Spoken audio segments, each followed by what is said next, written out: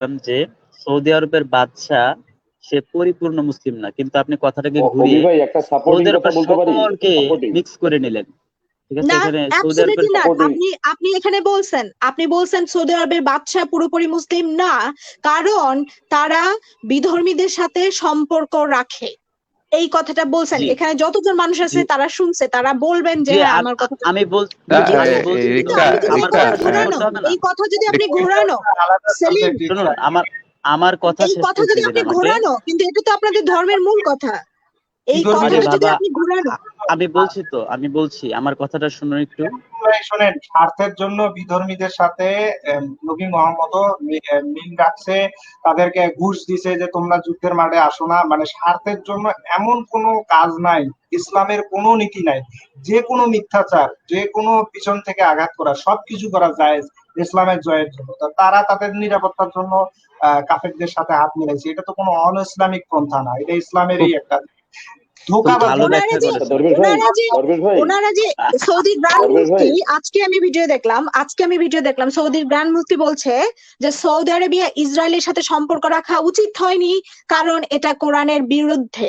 আচ্ছা, কেন বিরুদ্ধে? কারণ কোরআনে ইহুদিদেরকে অভিশাপ দেওয়া হয়েছে। ইহুদিদেরকে রাফি, আপনার যদি এই আয়াতটা থাকে বা হাদিসটা থাকে একটু বের করেন, যেখানে বলা হয়েছে যে আপনার কিয়ামত হবে না যতদিন পর্যন্ত একজন ইহুদি বেঁচে থাকবে। এই যদি হয় তাদের মূল মন্ত্র ইসলামের, এই যদি হয় তারা মূল মন্ত্র, তারা আচ্ছা কিসের শান্তির কথা ওই যে বলে? দীক্ষাপু একটু একটা জিনিস অ্যাড করি, ওই যে তিনটা ওয়েতে, এই সত্য ধন্যবাদ। ভাই, আমি দরবেশ ভাই, জি, আমাকে দরবেশ ভাই, বলার সুযোগ দেওয়া হবে। সেলিম ভাই আপনি বলেন, সেলিম ভাই আপনি এখনই বলবেন। রিফাত ভাই, ওই যে দরবেশ ভাই, আপনি যে কথাগুলি বলেন, 1 মিনিট আমাকে একটু সুযোগ দেন। আর রিফাত ভাই, আপনি যে সাবজেক্টে এই কথা দরবেশ বলেন, ভাই, দরবেশ ভাই এক 10 সেকেন্ড একটা কথা অ্যাড করি, বের একটা হয়ে কথা যাবো, অ্যাড করি। ওই এখনো যে বের হয়ে যাবো। তিনটা, না না শুনেন না, তিনটা ওয়েতে যে কিনা যায়, হ্যাঁ, একটা হচ্ছে গিফট, আরেকটা হচ্ছে ওই যে আপনার যুদ্ধের ময়দান, আরেকটা হচ্ছে বাজার। এই তিনটা হচ্ছে প্রসেস আপনার ওই স্লেভ কেনার, যে যে তিনটা ওয়ে, তিনটা জায়গা থেকে কেনা যায়, শুধু যুদ্ধের ময়দান তো না। এই হাদিসটা একটু দেখা যান না, তাহলে তো ক্লিয়ার হয়ে যাবে। ঠিক আছে, বলেন বলেন।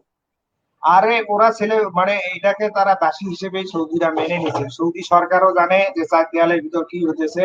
ওখানকার বড় বড় আলেমেরাও রাস্তায় এর বিরোধিতা করে নাই, বাংলাদেশের বড় বড় আলেমেরাও রাস্তায় বিরোধিতা করে নাই। সবাই জানে, সবাই জানে, এবং এটা মাঝামাঝি ধরে নিছে যে এইটুকু চলবে, এটা কোনো ব্যাপার না। তো আমি যেটা বলতেছিলাম, রিপাত ভাই, আপনার এই লাইভগুলি খুবই গুরুত্বপূর্ণ। তো মানে আমি তো প্রথমের দিকে আপনার বক্তব্য শুনেছিলাম, মানে দিনে দিনে আপনার অনেক মানে ডেভেলপ হয়েছে, আপনার কথাবার্তা অনেক মানে মূল্যবান। তো আপনি যে সাবজেক্টে কথা বলেন, যে কাউকে যুক্ত করার আগে আপনি 20 মিনিট বলেন আর 15 মিনিট বলেন, কমপ্লিটলি বলা শেষ দেবেন। কারণ আপনার এই বক্তব্যগুলি লাইভ যদি 3 ঘন্টা করেন, কেউ আসতেছে কেউ যাইতেছে, একজন লোকই কিন্তু 3 ঘন্টা শুনছে না। কিন্তু পরবর্তীতে যারা শুনবে তারা যদি আপনার প্রথম ধাপেই প্রথম অংশেই আপনার বিষয়টা ক্লিয়ার বুঝতে পারে, তাহলে ভালো হয়। 3 ঘন্টা তো অনেকেই শুনতে পারে না, সময় নেই। এজন্য আপনার বক্তব্যটা প্রথমে 20 মিনিট বা 15 মিনিট যতটুকু আপনি কমপ্লিট করতে পারেন। আমার একটা অনুরোধ থাকবে যে আপনি প্রথমে আলোচনাটা, আপনার বক্তব্যটা শেষ দিবেন। আমাকে সুযোগ দেওয়ার জন্য অসংখ্য ধন্যবাদ, সবাইকে ধন্যবাদ। ভালো থাকবেন সবাই। জি, আপনাকে ধন্যবাদ। আমি চেষ্টা করি, ওইটাই করার চেষ্টা করি। আহ, আর দর্শক মহলে আপনাকে ধন্যবাদ। আমরা একটু বিষয় ভিত্তিকের উপরে থাকি। আমি আসলে সেলিম সাহেব এবং যারাই আপনারা মুমিনরা আসেন, আপনারা আলোচনাটাকে এলোমেলো করেন কি জন্য জানেন? আপনারা আন্দাজে কথা বলেন। এখানে রেফারেন্স দিয়ে আপনি কথা বলবেন। আপনি যে বলছেন যে দাসী, আমি প্রশ্ন করেছিলাম যে আপনি দাস কিভাবে কিভাবে দাস হয়, এটা কিন্তু আপনি এখনো রেফারেন্স দিয়ে বলেননি। আপনার মুখের কথা তো আসলে হয় না, কিচ্ছু যায় আসে না। তো আপনি একটু রেফারেন্স দিয়ে বলেন যে আপনি দাস কিভাবে হয়। এটা যদি আপনি বলতে পারেন তাহলে আপনার সাথে আলোচনাটা কন্টিনিউ করা যাবে। আর যদি আপনি মনে করেন যে আমি জানছি, আমি শুনছি, আমি মনে করি, তাহলে হবে না ভাই। আপনাকে আবারও সুযোগ দিলাম, দাস কিভাবে আহ আহ, মানে বানানো হয়, এবং মারিয়া কিত্তিয়া যে মানে গিফট প্রাপ্ত দাসী, সেটাকে আপনি বললেন যে হ্যাঁ, ওকে বিয়ে দিছে ব্লা ব্লা ব্লা ব্লা ব্লা। কিন্তু আপনাদের এই কথাগুলি রেফারেন্স কি? আপনি একটু রেফারেন্স দেন যে মারিয়া কিত্তিয়ার বিয়ে হয়েছে এবং কেমনে কেমনে বিয়ে হয়েছে, একটু রেফারেন্স দেন সেলিম ভাই। প্রথমত কোরআন হাদিসের রেফারেন্স গুলো আমার খেয়াল নেই, তবে আমি যেটা বলেছিলাম যে থামেন আপনারা যে থামেন থামেন মেয়েটাকে থামেন থামেন দাসী থামেন বলছেন। থামেন থামেন থামেন থামেন থামেন থামেন। আপনাকে ধন্যবাদ। আপনি যখন বলছেন কোরআন হাদিসের কথাগুলি খেয়াল নেই, তখন আপনি আর সামনে যাওয়া যাওয়া ঠিক না আপনার। কারণ আপনি হয়তো কোরআন হাদিসের বিরুদ্ধেও কথা না, বলতে আমার পারেন। একটা প্রশ্ন আছে, আমাকে প্রশ্ন করার সুযোগ দেওয়া হোক। যে আপনারা এই মেয়েটাকে দাসী হিসাবে উল্লেখ করলেন, এটা কিসের ভিত্তিতে করলেন? রবি অবশ্যই ভাই, আপনাদের আমার মনে কাছে হয় সেলিম রেফারেন্স ভাই আছে, তো কথাগুলো শোনা, রেফারেন্সটা দেখান শুনতে আমাদেরকে। পারেন। সেলিম ভাইয়ের না কথাগুলো আমার কথা, শোনা না যায়, না উনি উনি শুনেন। বলছে যে উনি বলছে কিসের ভিত্তিতে আমরা ওকে দাস হিসাবে, এটা তো দরবেশ মোল্লা বলেই দিল 3 প্রকারে দাস আসে। ক্যাসেল আপনি যদি একটু বলে দেন ওনাকে কিভাবে দাস Right. আসে আবার একটু বলে দেন। হ্যাঁ, 3টা সিস্টেম আছে বুঝছেন, শুনেন আমি বলি। একটা হচ্ছে জিহাদের সময় যদি জিতা হয় তাহলে ওদেরকে কনকিউবিয়ান্স বলে, কনকিউবিয়ান্স। সেকেন্ডলি হচ্ছে মার্কেট থেকে কেনা। থার্ড হচ্ছে গিফট, যদি পান, কেউ কাউকে যদি গিফট করে। এই 3টা সিস্টেমে আপনার দাস দাসী পাওয়া যায় কিংবা বানানো যায়। এই 3টা সিস্টেমই আমাদের মানে মহানবী সাল্লাল্লাহু আলাইহি ওয়াসাল্লাম ছিল আর কি, তার ছিল। শুধু না আরেকটা মারিয়া আছে, কিপ্তিয়ান, আরেকজন ক্রয় ছিল করা যায়, রামালা। ক্রয় করা। রামালা, হ্যাঁ ওই তো বললাম, বাজার থেকে ক্রয় করা যায়, যুদ্ধের ময়দান থেকে পাওয়া যায়। এবং গিফট, যদি কেউ কাউকে গিফট করে, উপহার দেয়, যেমন বাইজেন্টাইনের গভর্নমেন্ট মারিয়া কিপ্তিয়া এবং শিরিনকে গিফট করছিল। শিরিনকে আপনার ওই দাহিয়া কালবিকে দিয়ে দিছে, কারণ আপনার ওই বনু কুরাইজার সাফিয়াকে সে দাহিয়া কালবির কাছ থেকে নিয়ে নিয়েছিল, যার কারণে শিরিনকে ওই ভালো, মানে ওর বোনটাও যে খুব ভালো ছিল, যার কারণে দাহিয়া কালবিকে দিছে, এবং উনি রাখছে মারিয়া কিপ্তিয়াকে। এবং কোনো অবস্থাতেই আপনি বলতে পারবেন না যে উনারা আপনার, মানে উনার বিবি ছিল, এবং উনি উম্মুল মুমিনিন না। হ্যাঁ, এখানে বলা হয় যে উপপত্নী, উপপত্নী হিসেবে ছিল, কিন্তু মর্যাদা এবং ফ্যাসিলিটি অন্যান্য বিবিদের জি মতোই দিছে। এটা আমি মানে মানে মিথ্যা কথা তো এখানে আমি বলতে আসিনি, যেটা ফ্যাক্ট, যেটা পড়ছি সেটাই আমি বলতেছি। ওনার জি আলাদা ঘর ছিল, যে আমি ওনার বলি, আলাদা মানে অন্যান্য বিবিদের মতো ফ্যাসিলিটি ছিল, এবং ওনাকে অন্যান্য কোনো কিছু থেকে উনি মাহরুম করেন নাই। বলেন, এবার আরে বলেন। ক্যাসেল ভাই, উপপত্নী আর আমি দাসী আমি এর বলি, ভিতরে ডিফারেন্স। হ্যাঁ, আমি সালিম একটুখানি, আমি ক্যাসেল ভাইয়ের সাথে একটু দ্বিমত করছি ভাই। ক্যাসেল ভাই সালিম দেখেন, ভাই একটু দাঁড়ান, উপপত্নী একটু আর দাসী, দাঁড়ান, আমি বলি শুনেন, একটু ডিফারেন্স আছে, একটু একটু পার্থক্য আমি আছে। একটু বলি, সরকার ভাই, আপনি তো ব্যাখ্যা দিলেন পার্থক্যটা ক্যাসেল বলে দিই ভাই, আমি। আমার কথাটা, আমার একটা দ্বিমত আছে, একটু সময় দিন। ওকে ওকে, বলেন আমার কথাটা একটুখানি বলি। আপনি তো আপনার কথা বলেন বলেন। বললেন।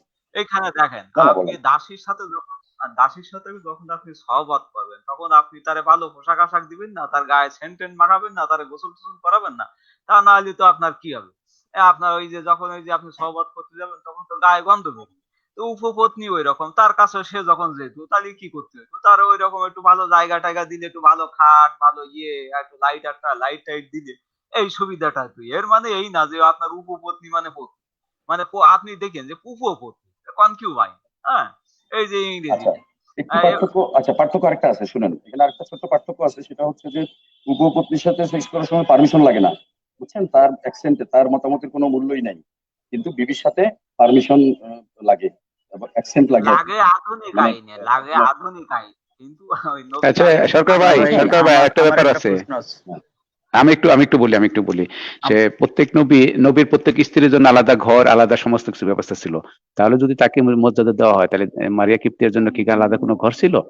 ছিল না। কোনো তার তার কি করা হয়তো, কি বলে, হিজাব পরা হয়তো? তাকে কি পর্দাশীল করে রাখা হয়তো? কিছুই করা হয় নাই। সুতরাং তাকে যে সম্মান দেওয়া হয়েছে, এটা কিরকম সম্মান দেওয়া হয়েছে আমার বোধগম্য হয় না। আপনারা বোধগম্য করেন। না, মারিয়া কিপ্তিয়ার আলাদা ঘর ছিল। শুধু তাই না, মারিয়া কিপ্তিয়া যখন তার সন্তান গর্ভে নেন, তখন তাদের স্ত্রীদের মধ্যে অনেক হিংসা বিদ্বেষ শুরু হয়ে যায়। কারণ তার অন্যান্য স্ত্রীরা যেহেতু সন্তান গর্ভে আসেনি, তো সেই ক্ষেত্রে মারিয়া কিপ্তিয়াকে বাধ্য হয়ে নবী মোহাম্মদ, ইহুদিদের এক জায়গা যেটা নবী মোহাম্মদ এক যুদ্ধে দখল করে নেয়, আমার এই মুহূর্তে মনে নাই কোন গোত্রের একটা প্রাসাদ ছিল, সেই প্রাসাদে নিয়ে তাকে রাখতে বাধ্য হয়। নবী মোহাম্মদ প্রতিদিন বিকেলে নামাজ শেষ করে সেখানে তার বাসা থেকে আপনার ইয়া দিয়ে, ঘোড়ার উপরে বা গাধার উপরে চড়ে সেই সেই সেই বাসায় যেতেন মারিয়া কিপ্তিয়ার সেই সন্তানকে দেখার জন্য। তো মারিয়া কিপ্তিয়ার উম্মে জন্য ওয়ালিদ, সেই এটাকে বলে, উনি উম্মে ওয়ালিদ এর হয়েছিলেন। মানে হলো যে উম্মে তিনি ওয়ালিদ স্ত্রীর মর্যাদা পাননি। না, তিনি তাকে কিন্তু উম্মে ওয়ালিদ, উপপত্নী তো, এটাকে উম্মে ওয়ালিদ বলে। দাসী তো দাসী, যতই তারা বলার চেষ্টা করুক না কেন, দাসী তো দাসী, কারণ সে তো তাকে বিয়ে করেনি। একজন বিয়ে করা স্ত্রী আর একজন গোপনে রাখা স্ত্রীর মধ্যে তো অনেক তফাৎ আছে। আপনি যতই তার সাথে সহবাস করেন, আপনি যতই তাকে ভালোবাসেন, কিন্তু তবুও তো সমাজ তো স্বীকৃতি সেখানে দিচ্ছে না। আমার সাথে যদি এখন আমার হাজবেন্ডের যে সম্পর্ক, এখন যদি আমি পরকীয়া আরেকজনের সাথে সম্পর্ক রাখি, যদিও তাকে আমি ভালোবাসি, যদিও তার সাথে আমার সবই হচ্ছে, কিন্তু সমাজ তো আমাকে সেই স্বীকৃতিটা দিবে না। এটা তো সাধারণ বেসিক ডিফারেন্স, রাইট? যদি তাই হতো তাহলে প্রেমিক আর স্ত্রীর মধ্যে তো কোনো তফাৎ থাকতো না।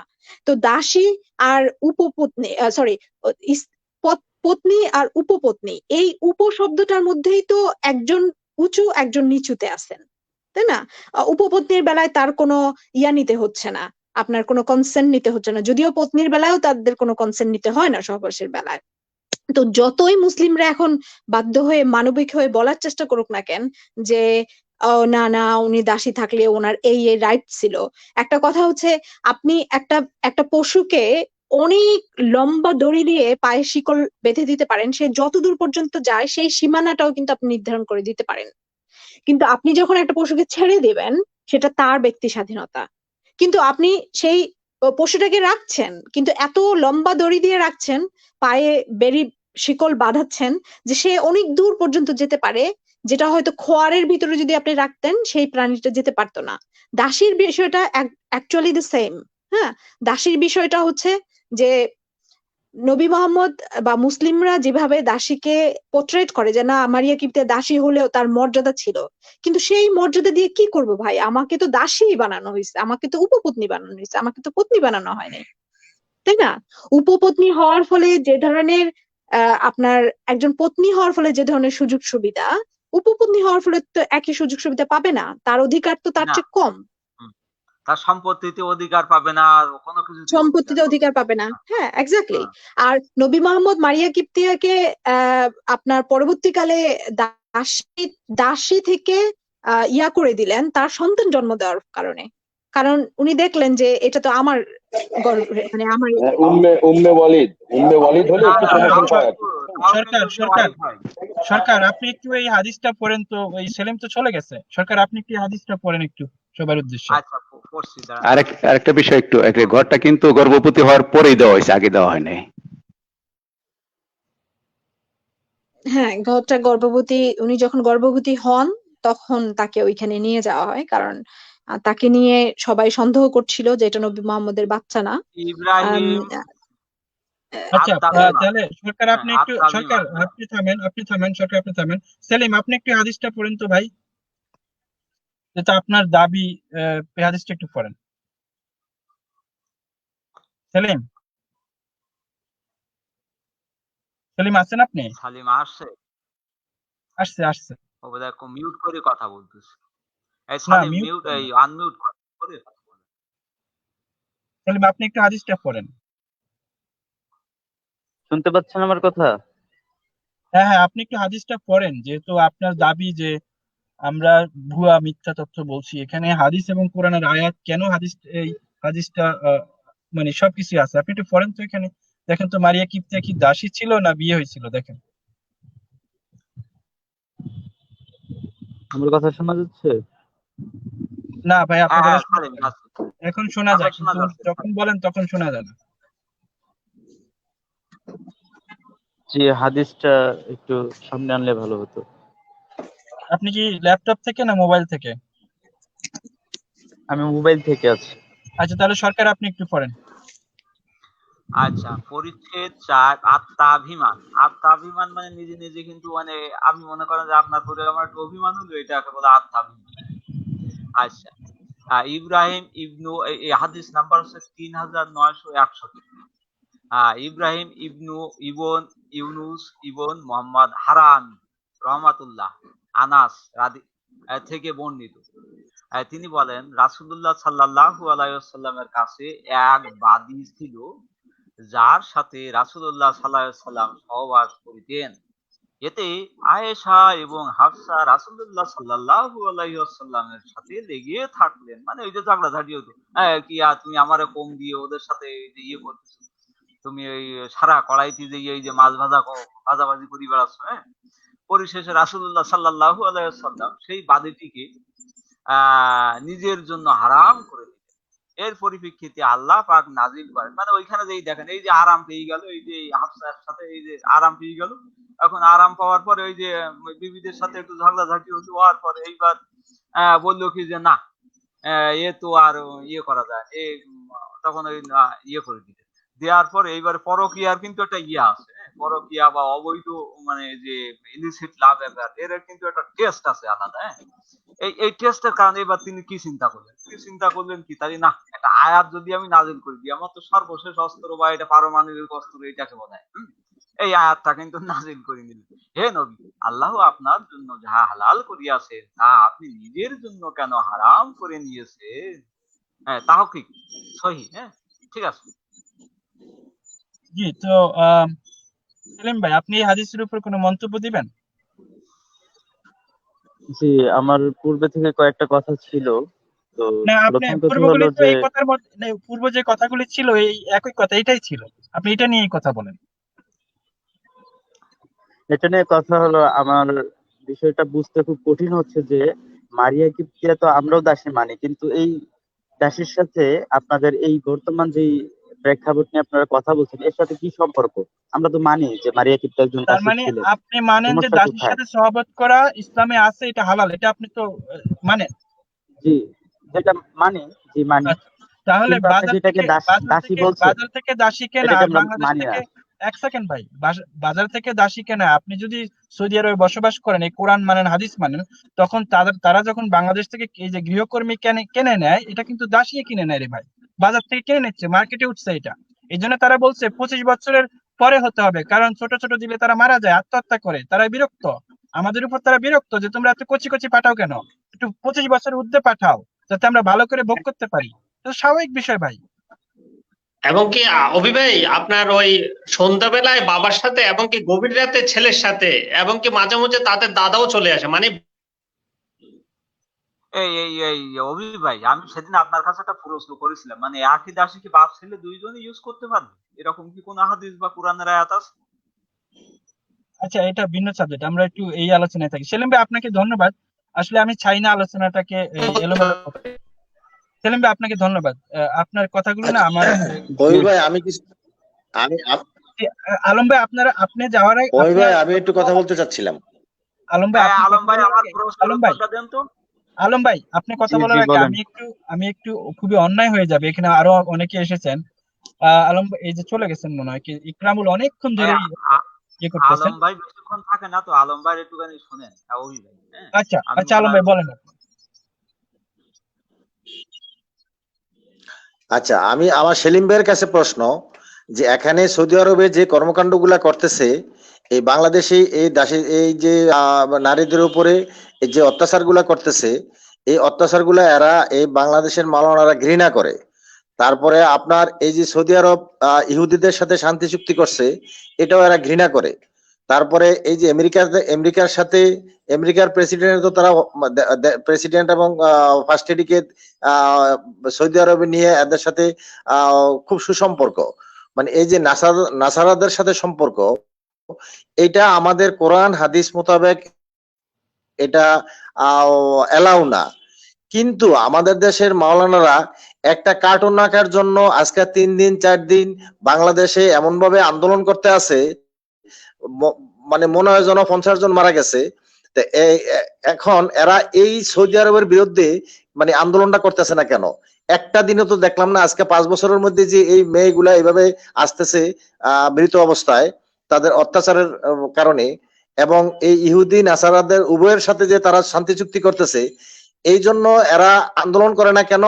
আর আরেকটা কথা হলো যে এই যারা নাকি ইসলামিক আইন অমান্য করে চলতেছে, তাদের দেশে তারা হজ করতে যায় কেন?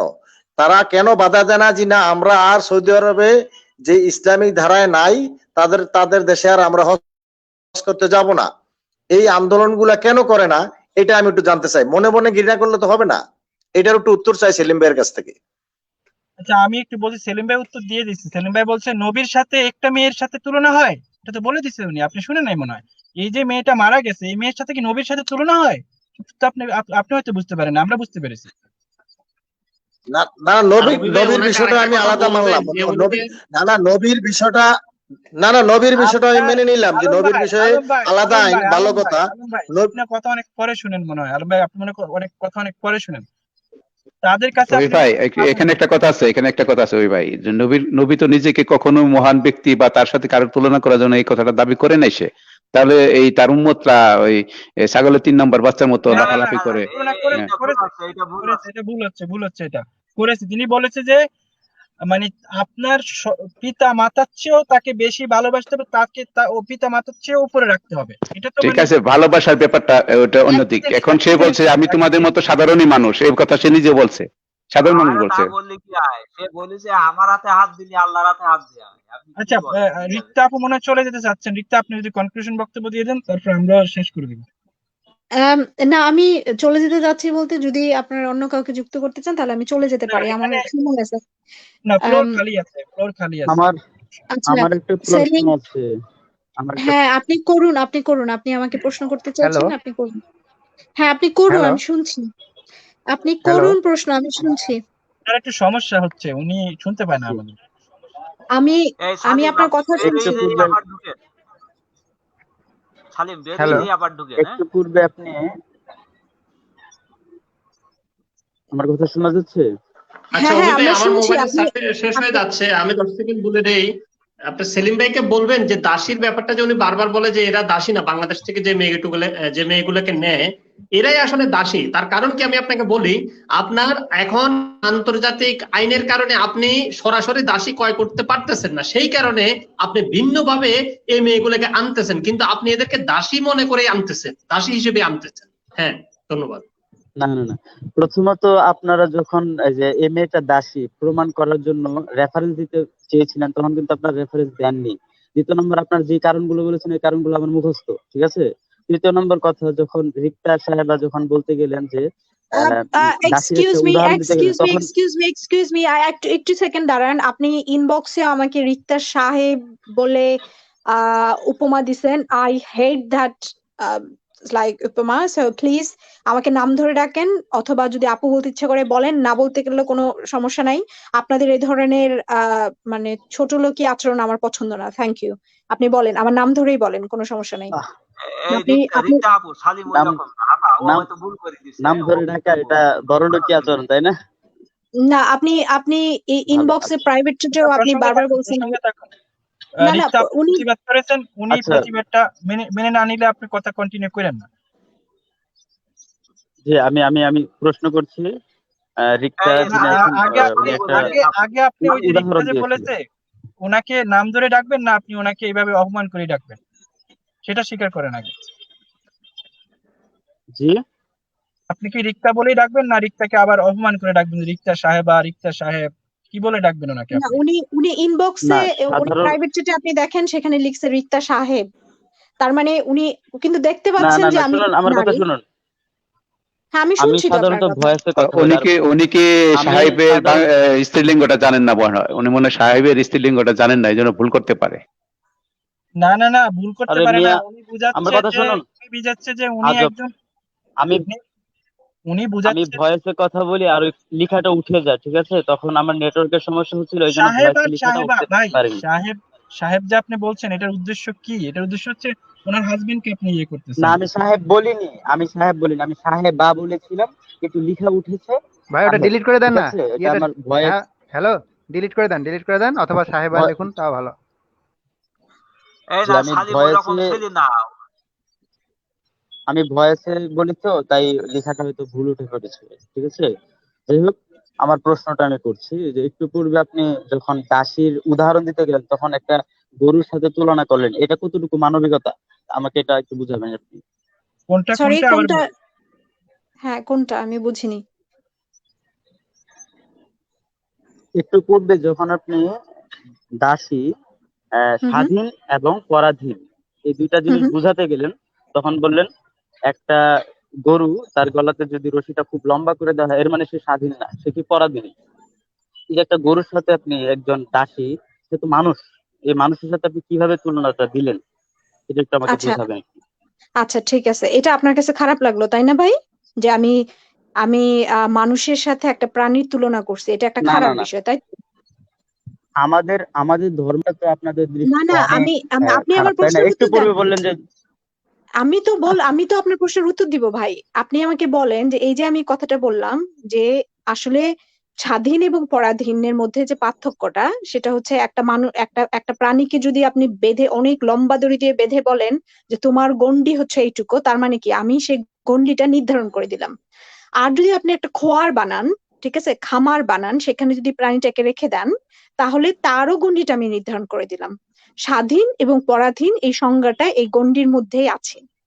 এখন আপনি আমার প্রশ্নের উত্তর দেন যে আমি যখন মানুষকে এই প্রাণীর সাথে যদি আমি তুলনা করিনি, আমি এক্সাম্পল দিছি, আমি স্বাধীনতার এক্সাম্পল দিছি, এটা আমি তুলনা করিনি।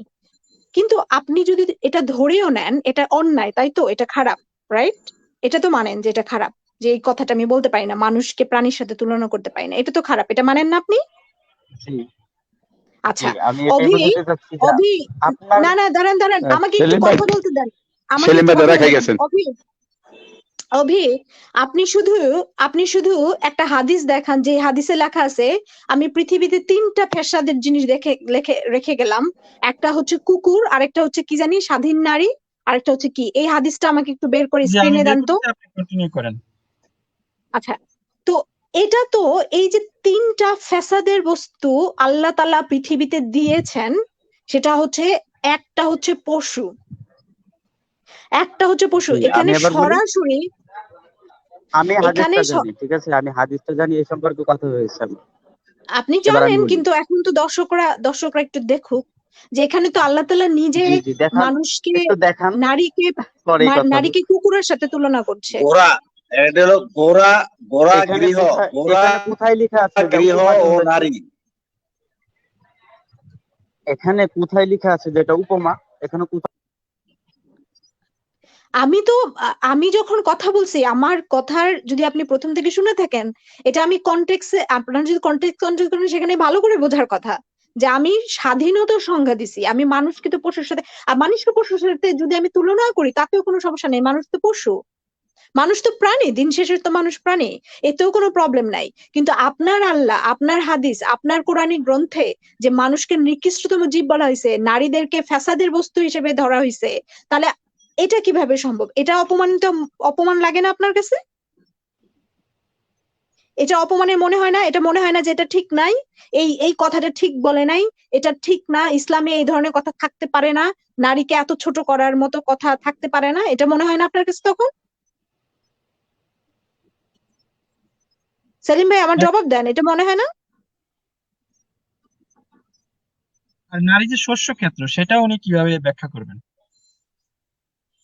হ্যাঁ, এখন উনি জবাব দিক আমাকে, যে আমার কথা আমি ধরে নিলাম যে আমি মানে ইয়া করছি, কিন্তু ওনাদের ধর্মগ্রন্থে তো নারীদেরকে ছোট করা হয়েছে, নারীদেরকে, শুধু নারীদেরকে না, বিধর্মীদেরকে নিকৃষ্টতম জীব বলা হয়েছে। কোরআনের আয়াত, বিধর্মীরা হচ্ছে নিকৃষ্টতম জীব।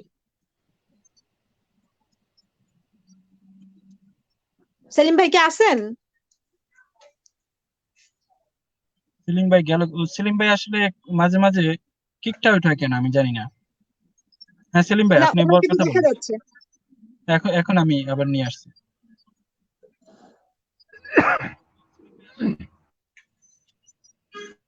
হ্যাঁ, সেলিম ভাই আছেন?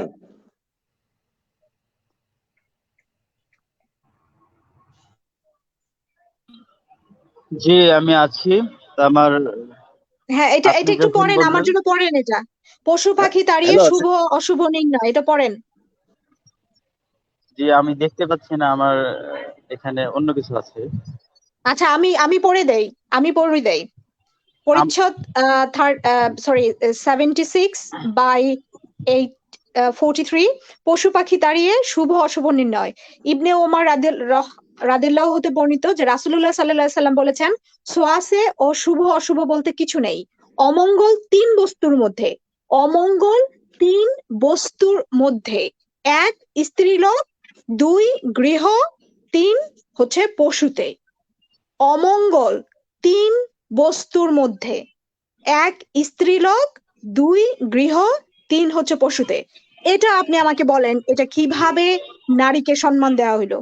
নারীকে বস্তু বলা হইলো প্রথমত, দ্বিতীয়ত নারীকে বলা হইলো অমঙ্গলের বস্তু, মানে পৃথিবীর যা কিছু অশুভ হয় তার জন্য নারীরা দায়ী। এবং এই কারণে আপনারা দায়ী করেন, যদি ওই যে জি, কোথাও ভূমিকম্প হলে বলেন যে জিন্স এবার পরে আমি বলি। বাংলাদেশ। হ্যাঁ বলেন জি, এবার আমি বলি। বলেন। প্রথমত আপনাকে যখন প্রশ্নটা করলাম তখন আপনি বললেন যে এটা এক্সাম্পল। কোরআন হাদিসে যখন এক্সাম্পল দেওয়া হয় তখন তো আপনারা সেটাকে খুব খারাপ দৃষ্টি দেখেন, কিন্তু নিজেরা যখন এক্সাম্পল দেন তখন সেটা খারাপ না। দ্বিতীয় নম্বর, এখানে যে নারীদেরকে খারাপ বলা হয়েছে এটা কিন্তু নির্দিষ্ট কোনো ব্যক্তি বা কোনো নির্দিষ্ট নারীকে বোঝানো হয়েছে যারা নাকি এরকম অবস্থার উপরে চলে, কথার কথা পাপাচারে চলে বা পর্দা করে না বা পুরুষদের গুনার কাজে লিপ্ত করে, এরকম কিছু বোঝানো হয়েছে। ঠিক আছে, এগুলো আরে হাদিস সেলিম ভাই, আরে সেলিম ভাই, করে আপনার দেখে নবী, এক মিনিট সেলিম ভাই, আপনার নবী হলো আল্লাহ প্রেরিত মহামানব। মহামানব আর রিক্ত একজন সাধারণ নারী, এর মধ্যে পার্থক্যটা আপনি দেখেন না? আপনি মহামানব, আপনার আল্লাহ যে কোন বললে সারা পৃথিবী সারা জাহান সৃষ্টি হয়ে গেছে, তার মাধ্যমে এইগুলি আসছে, আর আপনি এই তুলনা দিতেছেন যে এইগুলি বলছে। কি সব বলেন না, একটু চিন্তা ভাবনা করে বলেন। ধন্যবাদ। ভাই ভাই এই যে বললেন একটা কথা যে নবী আলাইহিস সালাম আসছে বলে পুরা জাহান হইছে, এরকম কোনো কোরআন হাদিস আমি পাইনি। ঠিক আছে, আমাকে যদি দেখান খুব ভালো হবে। সেলিম ভাই, আপনি এটা বিশ্বাস করেন এই হাদিস দ্বারা যে অমুসলিম নারী সহ যত নারী মানে হিজাব বোরকা পরে না, পর্দা করে না, তারা সবাই হচ্ছে অমঙ্গল, ওরা হচ্ছে ঘোড়া, ওরা হচ্ছে গৃহবস্তু, নাকি? এই তো আপনার দাবি নাকি? না না না না, এখানে তিনটা তাহলে ভিন্ন ভিন্ন দাবি? জিনিস তাহলে বোঝানো তাহলে হয়েছে, কারা কারা তিনটাকে একই মাঠ ঘোড়া? থেকে আপনার কিভাবে? আমার কথা আচ্ছা, বলুন, বুঝুন। ঘোড়া বলা হয়েছে, এটা আলাদা জিনিস। গাধা বলা হয়েছে, এটা আলাদা জিনিস। একজন নারীর কথা বলেছে, এটা আলাদা জিনিস। তিনটা জিনিসকে একত্রিত কেন করছেন? হ্যাঁ, যদি মেয়েদেরকে কিন্তু তিনটার অমঙ্গল মধ্যে বলা তো হয় তাহলে এটা নির্দিষ্ট কোনো মেয়েদেরকে বলা হয়েছে। জি বলুন। তিনটার নির্দিষ্ট আচ্ছা, মেয়ে মধ্যে কারা? তো একটা অমঙ্গল সেকেন্ড, লেখা আছে। নির্দিষ্ট মেয়ে কারা? নির্দিষ্ট মেয়ে কারা? কারা এই নির্দিষ্ট মেয়েরা? আমি এর আমি মধ্যে কি রিক্তা এই পড়ে?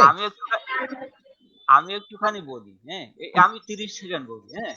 এই সালিম, এই দেখেন, এই যে ফ্রান্স না জার্মানিতে একটা ওই যে ইসে লিখে দিয়েছিল, ওই যে পাবে যে এইখানে মুসলিমরা প্রবেশ করতে পারবে না, বুঝছেন? ওই dogs and Muslims are not allowed here. তাইলে এই কুকুরের সাথে মুসলমানদের তুলনা করা হলো না ভাই? এই জন্য কিন্তু ওইখানে জোর করে যে নামাজ পড়ছিল, জানেন সালিম? এই যে জি কম্পারিজন, মানে ওই যে একটা পাবে, এই যে এটা কোন জায়গায় যেন, সেখানে ওই যে লিখে দিয়েছিল dogs and Muslims are not allowed here, এখানে কুকুর আর মুসলমান এখানে ঢুকতে পারবে না, বুঝছেন? এখন এই কথা যখন বলিছে তখন জি কিন্তু কুকুরের সাথে মুসলমানদের তুলনা করা হয়েছে, এইটা কিন্তু বোঝা যায়। তাই যে কি করলো, সেখানে জিহাদ করি যেই নামাজ পড়লো, সেই এই পাবের ভিতরে মাইক টাইসন গিয়ে নামাজ পড়ছে। এই সেখানে যে নামাজ পড়েছে, তার মানে কি সে অপমানিত বোধ করেছে যে না, আমাকে কুকুরের, মুসলমান জাতিকে কুকুরের সাথে তুলনা করা হলো, তাহলে আমি এইখানে যে জোর করি নামাজ পড়বো। হ্যাঁ, এইখানেও দেখেন, এই যে নারী, গাধা আর যেন কি কুকুর, এইগুলো দেখেন, এই যে অমঙ্গল কারা কারা থাকতে হবে, নারী থাকতে হবে, কুকুর থাকতে হবে, গাধা থাকতে হবে। হ্যাঁ, এই যে তাহলে এই দেখেন, এই যে কুকুর থাকলেও যদি কি হয়, তাহলে কুকুর ইকুয়াল টু নারী ইকুয়াল টু গাধা। এইটা কিন্তু কম্পারিজন আসে, বুঝছেন সালিম? একটু বুঝতে হয় ভাই, একটু মাথাটা একটু খাটায়েন, শুধু মুখস্থ করা উত্তর দিয়েন না ভাই, তা নাহলে সারা জীবন কিন্তু এরকম থেকে যাবে। সরকার, আপনি যে এই হাদিসটা বলছেন, এটাই যে আমি দিয়ে দিয়েছি, আপনি এটা পড়ে শুনান নাকি? হ্যাঁ হ্যাঁ, এইখানে এই দেখেন, এই যে একটু বড় করিনি আমি, না আপনি একটু বড় করে দেন। এখানে বলছে যে এই যে স্ত্রী লোক, গাধা ও কালো কুকুর, হ্যাঁ, অতিক্রম করলে সালাত নষ্ট হবে। এই যে খেয়াল করেন, এই দেখেন, তাহলে স্ত্রী লোক গেলে যদি সালাদ নষ্ট হয়ে যায়, গাধা গেলেও সালাদ নষ্ট হয়ে যায়, আর কালো কুকুর, এইখানে দেখেন, এই যে বর্ণবাদ কারে বলে, দেখেন যে কালো কুকুর, সাদা কুকুর যেতে পারবে, হলুদ কুকুর যেতে পারবে, অন্য কুকুর যেতে পারবে। এখানে দেখেন আরো একটা মানে চরম ঘৃণা, না না হেট স্পিচ বলে। কি এই আলম ভাই কিছু বলছিলেন? অভি ভাই, অভি ভাই, হ্যাঁ হ্যাঁ, আপনি এই যে সহি বুখারী 2662 নম্বর হাদিসটা দেখান, তাইলে বুঝতে পারবেন নারী, ঘোড়া ও গৃহ, মানে এই তিনটা জিনিস ইনি অমঙ্গল হিসাবে রেখে গেছেন আর কি নবী মোহাম্মদ। ওইটা ওই সহি বুখারীর 2662 নম্বর হাদিসে আছে। না, এটা তো আমি দেখাইছি, ওই যে আপনার সহিহ মুসলিমের হাদিসটা দেখাইছি এর আগের স্ক্রিনেই। ওখানে বলা হচ্ছে যে কোনো কিছুতে অশুভ যদি থেকে থাকে তাহলে সেটা হচ্ছে ঘোড়া, বাড়ি এবং নারী। হ্যাঁ, এটা তো আচ্ছা, এখন আমরা মূল এটা আলোচনায় ঠিকই চলে আছে, যাই। সহি মুসলিমও আছে, সহি মুসলিমও আছে, সহি বুখারীও আছে। আচ্ছা, আমি যে জন্য যুক্ত হয়েছিলাম সেটা ওই যে সেলিম ভাই যখন কথা বলছিলেন যে মারিয়া কিপ্তিয়ার সাথে নবী মুহাম্মদের বিয়ে হয়েছিল, তো এই বিষয়টা নিয়ে আমি কথা বলছিলাম আর কি, যে রোমান সাম্রাজ্য নাকি বিয়ে দিয়ে পাঠাইছিল। তো এখন এটা হলো ভুল কথা, মানে নারী মানে যে দাসী আছে, দাসীকে বিয়ে করা যায় না, দাসীর সাথে সহবাস করা যায়, দাসীকে বিয়ে করা যায় না। আর দাসী যখন নাকি গর্ভবতী হয়ে যায় তখন তার একটা উপাধি দেওয়া হয় উম্মে ওয়ালাদ। তো এই মানে মারিয়া কিপ্তিয়া ওই যখন নাকি গর্ভবতী হয়েছিল তখন তার উপাধিটা হয়েছিল উম্মে আওলাদ, মানে মানে সন্তানের মা হতে যাচ্ছে আর কি। তো এখন আমরা যদি কেউ যদি এখন তেনাবাজি করে বলে যে না মিশরের বাদশাহ তাকে বিয়ে দিয়ে পাঠাইছে, এটা আমি দেখলাম আবু বকর মোহাম্মদ জাকারিয়াও এই বক্তব্যটা দিছে আরটিভিতে, কিন্তু এখানে দুইজন দাসী দিছে, একটা হলো মারিয়া কিপ্তিয়া আর একটা হলো শিরিন। শিরিনকে কিন্তু নবী মোহাম্মদ হাসান বিন থাবিতকে আবার উপহার হিসেবে দিয়ে দিছে। এখন যদি বিয়ে দিয়েই থাকে, বিয়ে করে থাকলে বিবাহিত স্ত্রী আবার আরেকজনকে দেয়, মানে উপহার দেয় কিভাবে? এটা সম্পূর্ণ একটা অযৌক্তিক কথা। আর ইসলামে কোরআনের মধ্যে আছে, হাদিসের মধ্যে আছে দাসীর সাথে সহবাস করা জায়েজ, আর নবী মোহাম্মদ এই কাজটাই করতেন। কাজে এখানে আমরা অস্বীকার করলো এটা মানবিক হোক। ধন্যবাদ। অনেক মুমিন এখানে একজন আরেক মুমিন, আপনি কোন মুমিন ভাই? আপনি একটু পরিচয় দেন তো, আপনি কোন মুমিন? আরেক মুমিন বলছেন। থ্যাংক ইউ ভাই। আপনাদের আমাকে কি শোনা যাচ্ছে? হ্যাঁ শোনা যাচ্ছে। আমরা আলোচনা করতেছিলাম ওই যে সৌদি আরব থেকে যে আমাদের নারীদেরকে ধর্ষণ করে ফাটাচ্ছে, এই বিষয়ে আলোচনা করতে। আপনি কোনো মন্তব্য দিবেন? এটা কেন আমাদের বাংলাদেশে এই বিষয়ে কোনো হুজুরা আন্দোলন করে না? মৃত নবীর বিরুদ্ধে কিছু বললে আন্দোলন হয়, তো আমাদের চোখের সামনে কিশোরদেরকে যেভাবে সৌদি আরব থেকে ধর্ষণ করে ফাটাচ্ছে, সেটার বিরুদ্ধে কোনো আন্দোলন দেখছি না কেন? হ্যাঁ, আমি আসলে এই নিউজটা ভালো করে পড়িনি, তবে এই ধরনের ঘটনা অবশ্যই নিন্দাজনক এবং যে দেশে ঘটাক এইটার জন্য আমরা নিন্দা জানাই। আমি নিজেও ব্যক্তিগতভাবে ব্যাপারটা খুবই অপছন্দ করলাম এবং আমি জানিনি, জানলে অবশ্যই এই ব্যাপারটা আপনাদের মাধ্যমে জানলাম। এই বিষয়ে একটা প্রশ্ন করি আপনাকে। ধরুন এই যে আমাদের গত মাসে একজন কিশোরী এসেছে 14 বছর বয়সে, তাকে বয়স বাড়িয়ে দিয়ে সৌদি আরব পাঠালো, সেটা আমরা জানি না। এবং এই কিশোরীকে পাঠাইছে 1.5 বছর আগে, তাও 3-4 দিন আগে লাশ আসলো, এটাও আমরা জানি না। কেন আমাদের দেশে এটা ভাইরাল হয় না? ভাইরাল হচ্ছে কোথায় নবীকে, কোন জায়গায় কোন ছবি আঁকলো, কে বললো নবী কেন আয়েশাকে বিয়ে করলো, সেটা ভাইরাল হয় কেন ভাই? হ্যাঁ, এটার দায়িত্ব আসলে মেইন স্ট্রিম মিডিয়া যারা আছে তাদেরও উচিত। যেমন এই যে ডেইলি স্টার যদি লিখতে পারে, তাহলে আমাদের দেশের পত্রিকাগুলো এবং চ্যানেলগুলো এটা আসলে প্রচার করা উচিত বেশি বেশি করে। চ্যানেলগুলো করে। ফ্রিডম অফ স্পিচ নাই তো, না থাকলে কি হবে? না থাকলে তো প্রচার করতে পারবে না রে ভাই। 71 টিভি তো বয়কট করছে, এখন তো সরকারের কারণে হয়তো আছে। যদি 71 টিভি দেওয়ার মানে সরকারও বয়কট করে, তখন তারা যাবে কোথায় ভাই? বুঝতে পারিনি আপনার কোয়েশ্চেনটা। এই যে এই সংবাদগুলি হয়তো 71 টিভি বা ডিবিসি এরা দেখায়, কিন্তু এরা এখন ভয়ে দেখাচ্ছে না, কারণ কোন সময় না না না না, একটা সাথে আরেকটা আমরা যখন আলোচনা করব সবসময় অনেস্ট থাকতে চেষ্টা করবেন। আপনাদের উদ্দেশ্য ভালো, আপনারা মুক্তভাবে কথা বলতে যাচ্ছেন, কোনো সমস্যা নেই, ব্যক্তি স্বাধীনতা নিয়ে কাজ করছেন, কিন্তু কথাবার্তা মানে স্পেসিফিক পয়েন্টে হতে হবে, একটার সাথে একটা গুলাতে হবে না। মানে 71 টিভি শুনেন, আমি বলে শেষ করি 71 টিভিকে কখনোই এই মেয়ে হত্যার সংবাদ প্রচার করার কারণে বয়কট করা হয়নি। সুন্দর করে কথা বলবেন, যেটা বলেন স্পেসিফিক পয়েন্টে বলবেন। হ্যাঁ বলুন। না না, আমি বলছি যে একটা সেকেন্ড কোন কারণে বয়কট করা হলো? আচ্ছা 71 টিভিকে কোন কারণে বয়কট করা হলো ভাই বলেন তো দেখি। হ্যাঁ, 71 টিভিকে বয়কট করা হয়েছিল। হ্যাঁ, আমি আসলে এখন মনে নেই বয়কট করা হয়েছে, বেশ কিছু দেখলাম ফেসবুকে ট্রেন্ড চলতেছিল। আমি বয়কট করিনি, যে কোনো ইয়ার চ্যানেল আমি দেখি। আচ্ছা আমি একটু বলি, বয়কটটা কিন্তু এই দাসীর ব্যাপারে। যখন এই যে আজহারী সাহেব যখন বলছে যে দাস প্রথা ইসলামে আছে এবং এই দাস প্রথা কিয়ামত পর্যন্ত থাকবে, কেন থাকবে সেটাও তিনি একটা মিডিয়াতে গিয়ে এক্সপ্লেইন করছেন। এগুলি ক্ষুদ্র ক্ষুদ্র ভাবে যখন 71 টিভি দেখালো যে এরা কি বলছে, আমাদের সমাজকে নষ্ট করছে, তখনই কিন্তু বয়কটটা আসে। তাহলে কেন বয়কট করবেন? আজহারী তো বলেছে যে দাস প্রথা আছে, কেন আছে ব্যাখ্যা করেছে। এই কথাটা আমরা যদি আমার মিডিয়াতে প্রকাশ করি, তো আমাকে বয়কট করবেন কেন? আপনার কথা অনেকটা কেটে কেটে আসে। আপনার আমার এখানে আবারও বলছি আপনি শুনেন। আজহারী সাহেব বলে বেড়াচ্ছেন দাস প্রথা ইসলামে আছে এবং দাস প্রথা মানে ইসলামে যতদিন থাকবে কিয়ামত পর্যন্ত দাস প্রথা থাকবে। তিনি এটা ব্যাখ্যা করেছেন। ওনার এই ব্যাখ্যাটা 71 টিভি প্রচার করেছেন। এখন এই জন্য কি ৭১ টিভিকে ভয় করা উচিত? না না, কেন? এরা তো ইসলাম প্রচার করেছে, এদেরকে প্রমোট করা উচিত। ইসলামের বিধান প্রচার করেছে, ব্যাখ্যা প্রচার করেছে, এক্স্যাক্টলি, ওদেরকে প্রমোট করা উচিত। তাহলে এই মেয়েটা কিন্তু সেই দাসের শিকার, সেই দাসীর শিকার। এটা যদি ৭১ টিভি প্রচার করে তাহলে তো বয়কট। না না, ৭১ টিভি অলরেডি করেনি, বা এই কারণে তাদেরকে আসলে বয়কটও করা হয়নি। এটা হলো আলাদা পয়েন্ট। এখন আমরা আসি যে এই মেয়ের প্রসঙ্গে আমরা সরাসরি চলে আসি। আচ্ছা, আমাকে যদি সুযোগ হ্যাঁ, আমাকে যদি একটু সুযোগ দেন, আমি কথা বলি, তারপরে কিছু পয়েন্ট করতে পারবেন আর কি। এমনি বললে আসলে কিছুই ভাই হচ্ছে না। কে বলছেন? মুমিন ভাই, আমার একটা কথা, একটু সময় দেন, আমার আধা মিনিট। যে এটা ওই মেয়েটাকে যে আমাদের বাংলাদেশের নারীদেরকে যে সৌদি আরবে দাসী হিসাবে, দাস এবং ছেলেদেরকে দাস হিসাবে ব্যবহার করা হতেছে, এই কথাটাকে আপনি সমর্থন করেন নাকি সমর্থন করেন না? হ্যাঁ, আমি এই বিষয়ে একটু ক্লিয়ার কাট বক্তব্য দিতে চাই, তাহলে হ্যাঁ, তারপরে কোশ্চেন করুন, আচ্ছা আপনাদের ঠিক আছে। সুবিধা হবে। সেটা হচ্ছে যে কোনো মেয়ে সৌদি আরবে বর্তমান যে প্রসেসে যাচ্ছে, সেই প্রসেসটা দাস দাসীর ভিতরে পড়ে কিনা, যে ইসলাম অনুযায়ী দাস দাসীর ভিতরে পড়ে না। এটা হলো প্রথম পয়েন্ট। দ্বিতীয় ব্যাপার হচ্ছে যে ইসলামের দাস, আপনি যদি আমাকে স্ক্রিন শেয়ারের সুযোগ দেন তাহলে আমি একটু স্ক্রিন শেয়ার করতে চাই।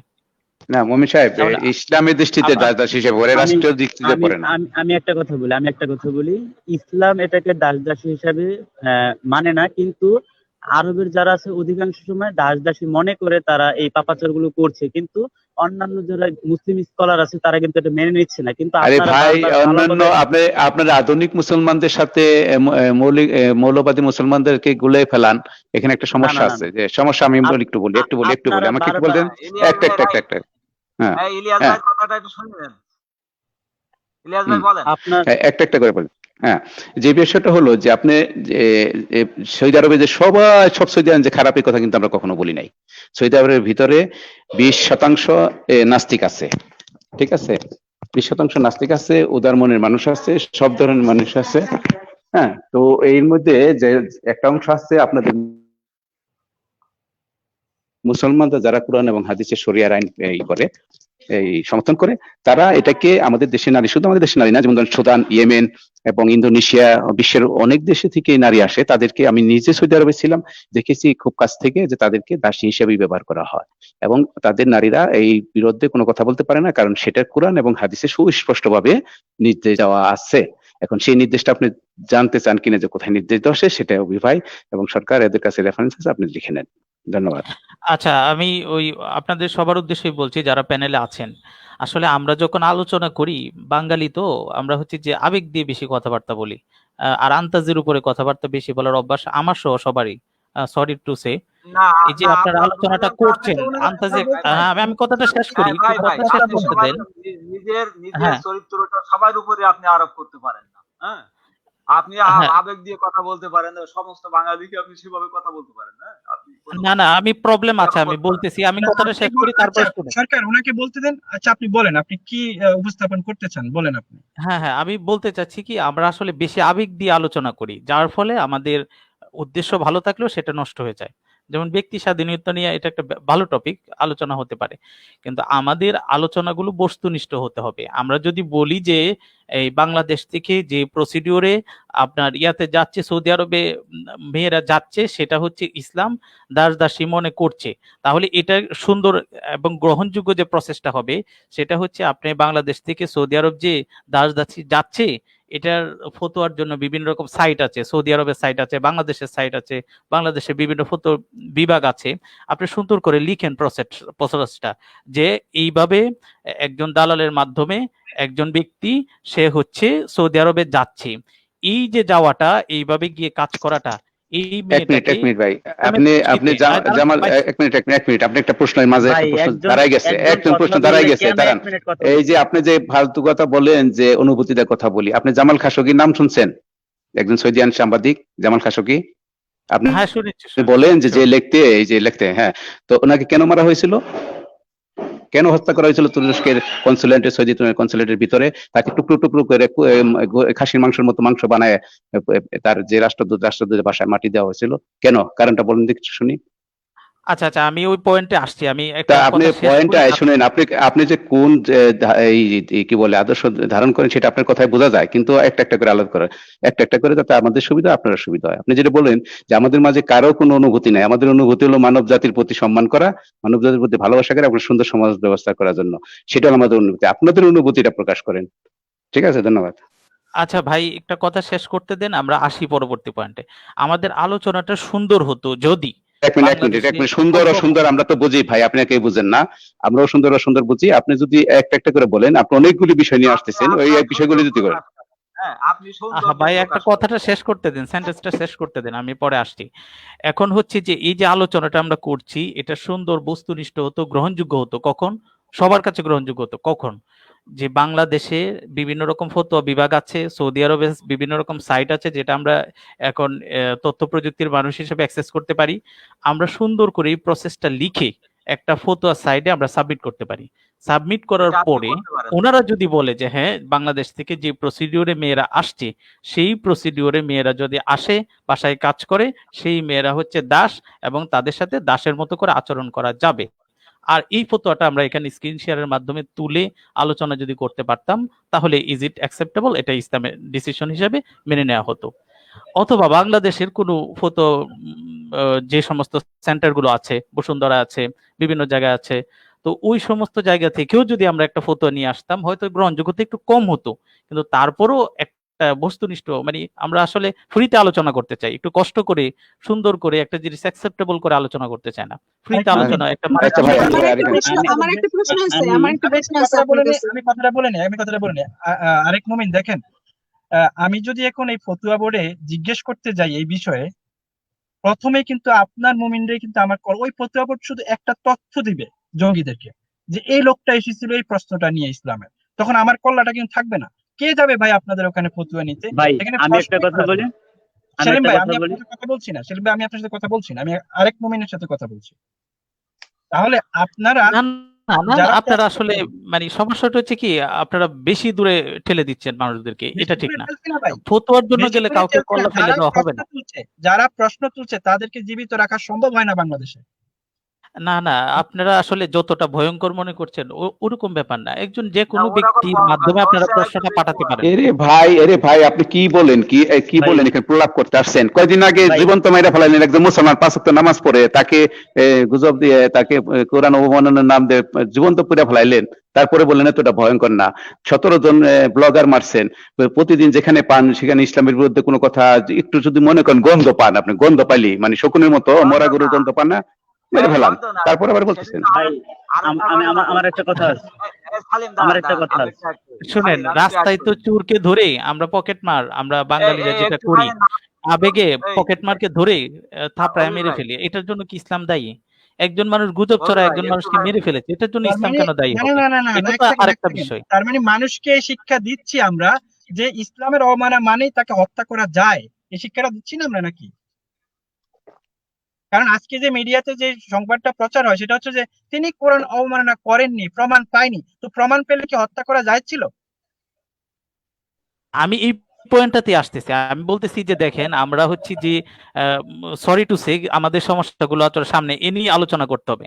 আমরা বাঙালিরা একজনের পকেট থেকে 10 টাকা 20 টাকা বা 1000 টাকা নিয়ে গেছে, ওই চোরকে যদি হাতে নাতে ধরতে পারি, আমরা কিন্তু তারপর একজন দিই না, আপনিও দিবেন আমিও দিবেন, দিয়ে কিন্তু ওই লোকটাকে একদম জায়গায় মেরে ফেলা হয়। কেন এই যে লোকটাকে হ্যাঁ, জায়গায় মারতে হবে? আপনার আরেক মুমিন, আপনার প্রশ্নের সাথে আপনার উত্তরের সাথে আমি একমত, কিন্তু আমার প্রশ্ন হচ্ছে, আপনি ইসলামের আলোকে বলেন, কেউ যদি ইসলাম ধর্মের অবমাননা করে, কোরআনে যদি সত্যি সত্যি কেউ লাথি দিয়ে থাকে, ফর এক্সাম্পল ওই ভদ্রলোক আমি ধরে নিলাম সে লাথি দিছে, এখন আপনাদের ইসলামে শরিয়া আইনে তার শাস্তির বিধান কি? আপনি অনেস্ট থেকে উত্তর দিবেন এখন।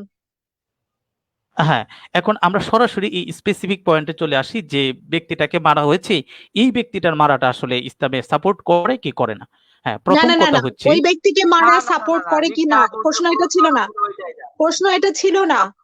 আমি ধরেন ধরেন আমি আমি গেলাম মসজিদে, ঠিক আছে, আমি গেলাম যে কোনো কারণে, আমার পালে গেল না, যে কোনো কারণে না, কারণ এটা তো আপনি হয়তো আরেকটা যুক্তি দিবেন যে না এটা ইচ্ছা করে দিতে হবে। কেউ যদি কোনো ব্যক্তি যদি কোরআনকে লাথি দেয় বা নবী মোহাম্মদকে গালি দেয়, নবী মোহাম্মদের ব্যঙ্গচিত্র করে, ইসলামী আইন, ইসলামী শরিয়া মতে তার শাস্তি কি?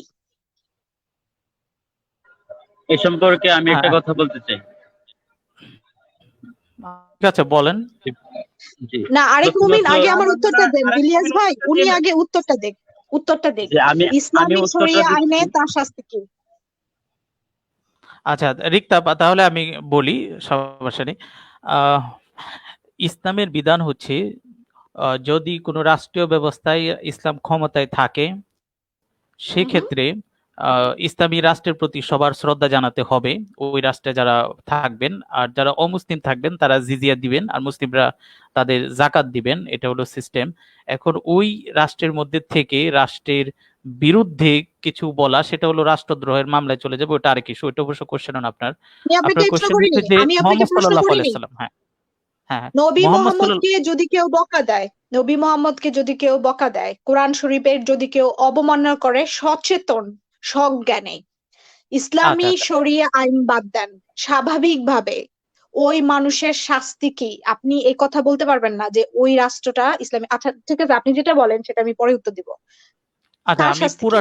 পুরাটাই ধরে বলছি। ইসলাম এক কি হচ্ছে বলে? যে ইসলাম কি বলে? হ্যাঁ হ্যাঁ, এটা হচ্ছে দুইটা সিচুয়েশন হবে, আমি দুইটাই বলবো। একটা হচ্ছে যে সেই ব্যক্তিটা হয়তো ইসলামী রাষ্ট্রের অধীনে থাকবে অথবা ইসলামী রাষ্ট্রের বাইরে থাকবে। যদি ব্যক্তিটা ইসলামী রাষ্ট্রের অধীনে থাকে তাহলে তার বিরুদ্ধে রাষ্ট্রদ্রোহের মামলা আনা যেতে পারে। কিভাবে আমি বলি, এই সেন্সে যে একটা রাষ্ট্রের কিছু মৌলিক কাঠামো বা ভিত্তি থাকে, তো ওই ভিত্তির মধ্যে ইসলামী রাষ্ট্রের ভিত্তি হচ্ছে যে নবী মুহাম্মদ, আর মুহাম্মদের যে ভিত্তি মানে মৌলিক খুঁটির মধ্যে একটা খুঁটি। তো এই হিসেবে তারা মৌলিক খুঁটির বিরোধী হওয়ার কারণে ওনাকে রাষ্ট্রদ্রোহের বলতে দিন, মামলা আনা ওনাকে যাবে। বলতে দেন প্লিজ, ওনাকে বলতে দেন। না আচ্ছা না, এই ওনাকে একটু বলতে দেন, ইসলামী শেষ রাষ্ট্র, করুন। আপনারা বলতে সুযোগ দিন না। হ্যাঁ, ইসলামী রাষ্ট্রের মধ্যে যদি থাকে, আমি কি কন্টিনিউ করব?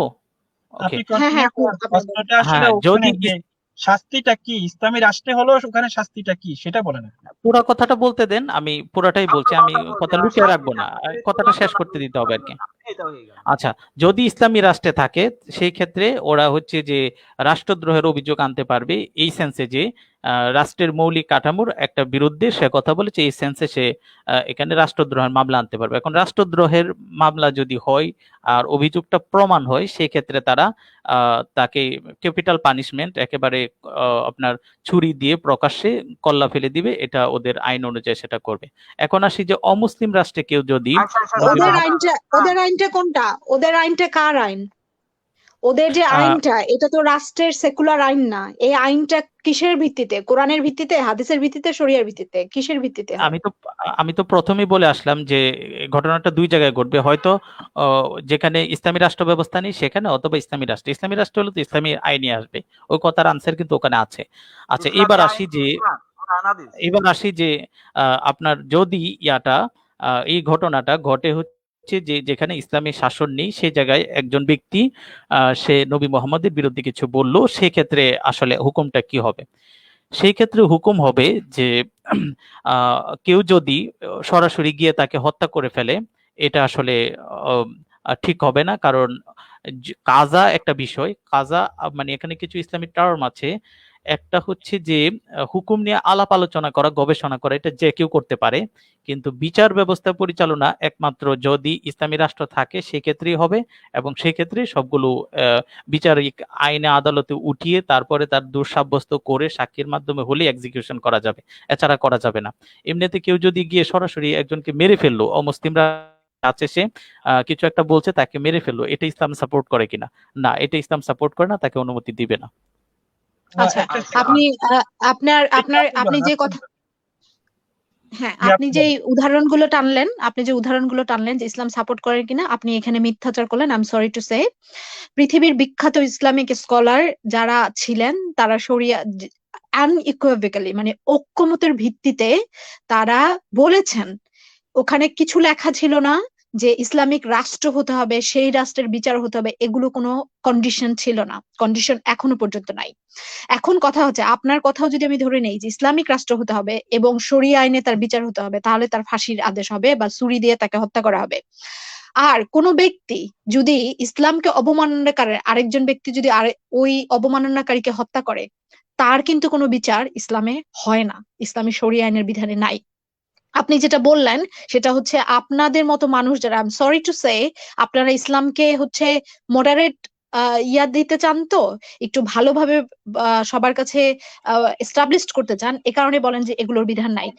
নবী মোহাম্মদ তার জীবনকালে, নবী মোহাম্মদ হচ্ছে আপনাদের সবচেয়ে বড় আদর্শ, তার আদর্শই হচ্ছে শরিয়া, তার সবকিছুই হচ্ছে আপনাদের মুসলিমরা ফলো করেন।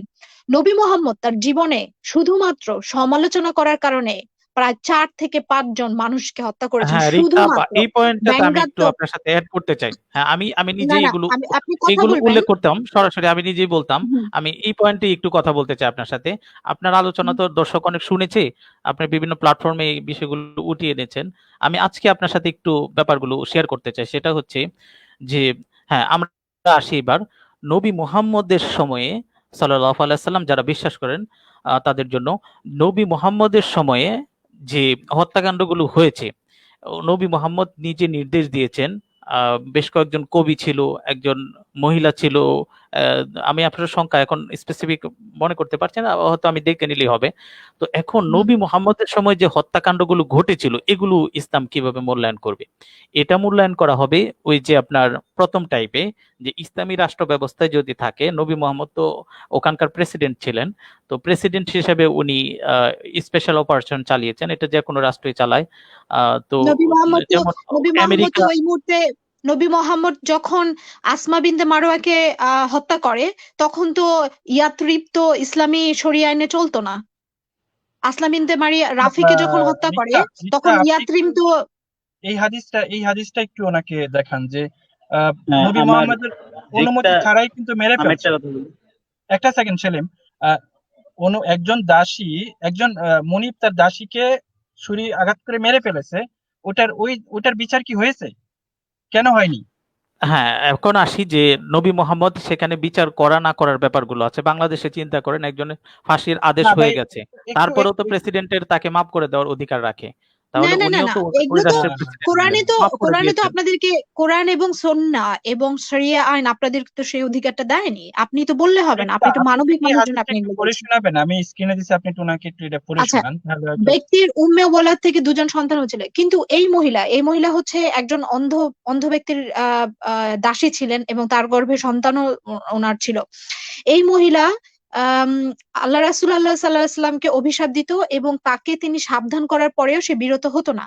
এক রাতে সে আল্লাহ রাসূল সাল্লাল্লাহু আলাইহি সাল্লামকে অভিশাপ দিয়ে যাচ্ছিল, তখন তিনি একটি ছুরি দিয়ে তার পেট বিদ্ধ করলেন এবং ভিতরে চাপ দিতে থাকলেন যতক্ষণ না তার মৃত্যু হয়। আল্লাহ রাসূল সাল্লাল্লাহু আলাইহি সাল্লামকে লোকজন একত্র করে বললেন, আমি আল্লাহর নামে তোমাদের আদেশ করছি, যে এই কাজটি করেছে সে উঠে দাঁড়াও। অন্ধ ব্যক্তিটি উঠে দাঁড়ালেন, হেঁটে রাসূলুল্লাহ সাল্লাল্লাহু আলাইহি ওয়াসাল্লামের সামনে এসে বসে পড়লেন। হে আল্লাহ রাসূল, আমি সেই ব্যক্তি যে কাজটি করেছে। সে আপনাকে অভিশাপ দিত এবং তাকে বিরত থাকার কথা বলার পরেও সে বিরত হতো না।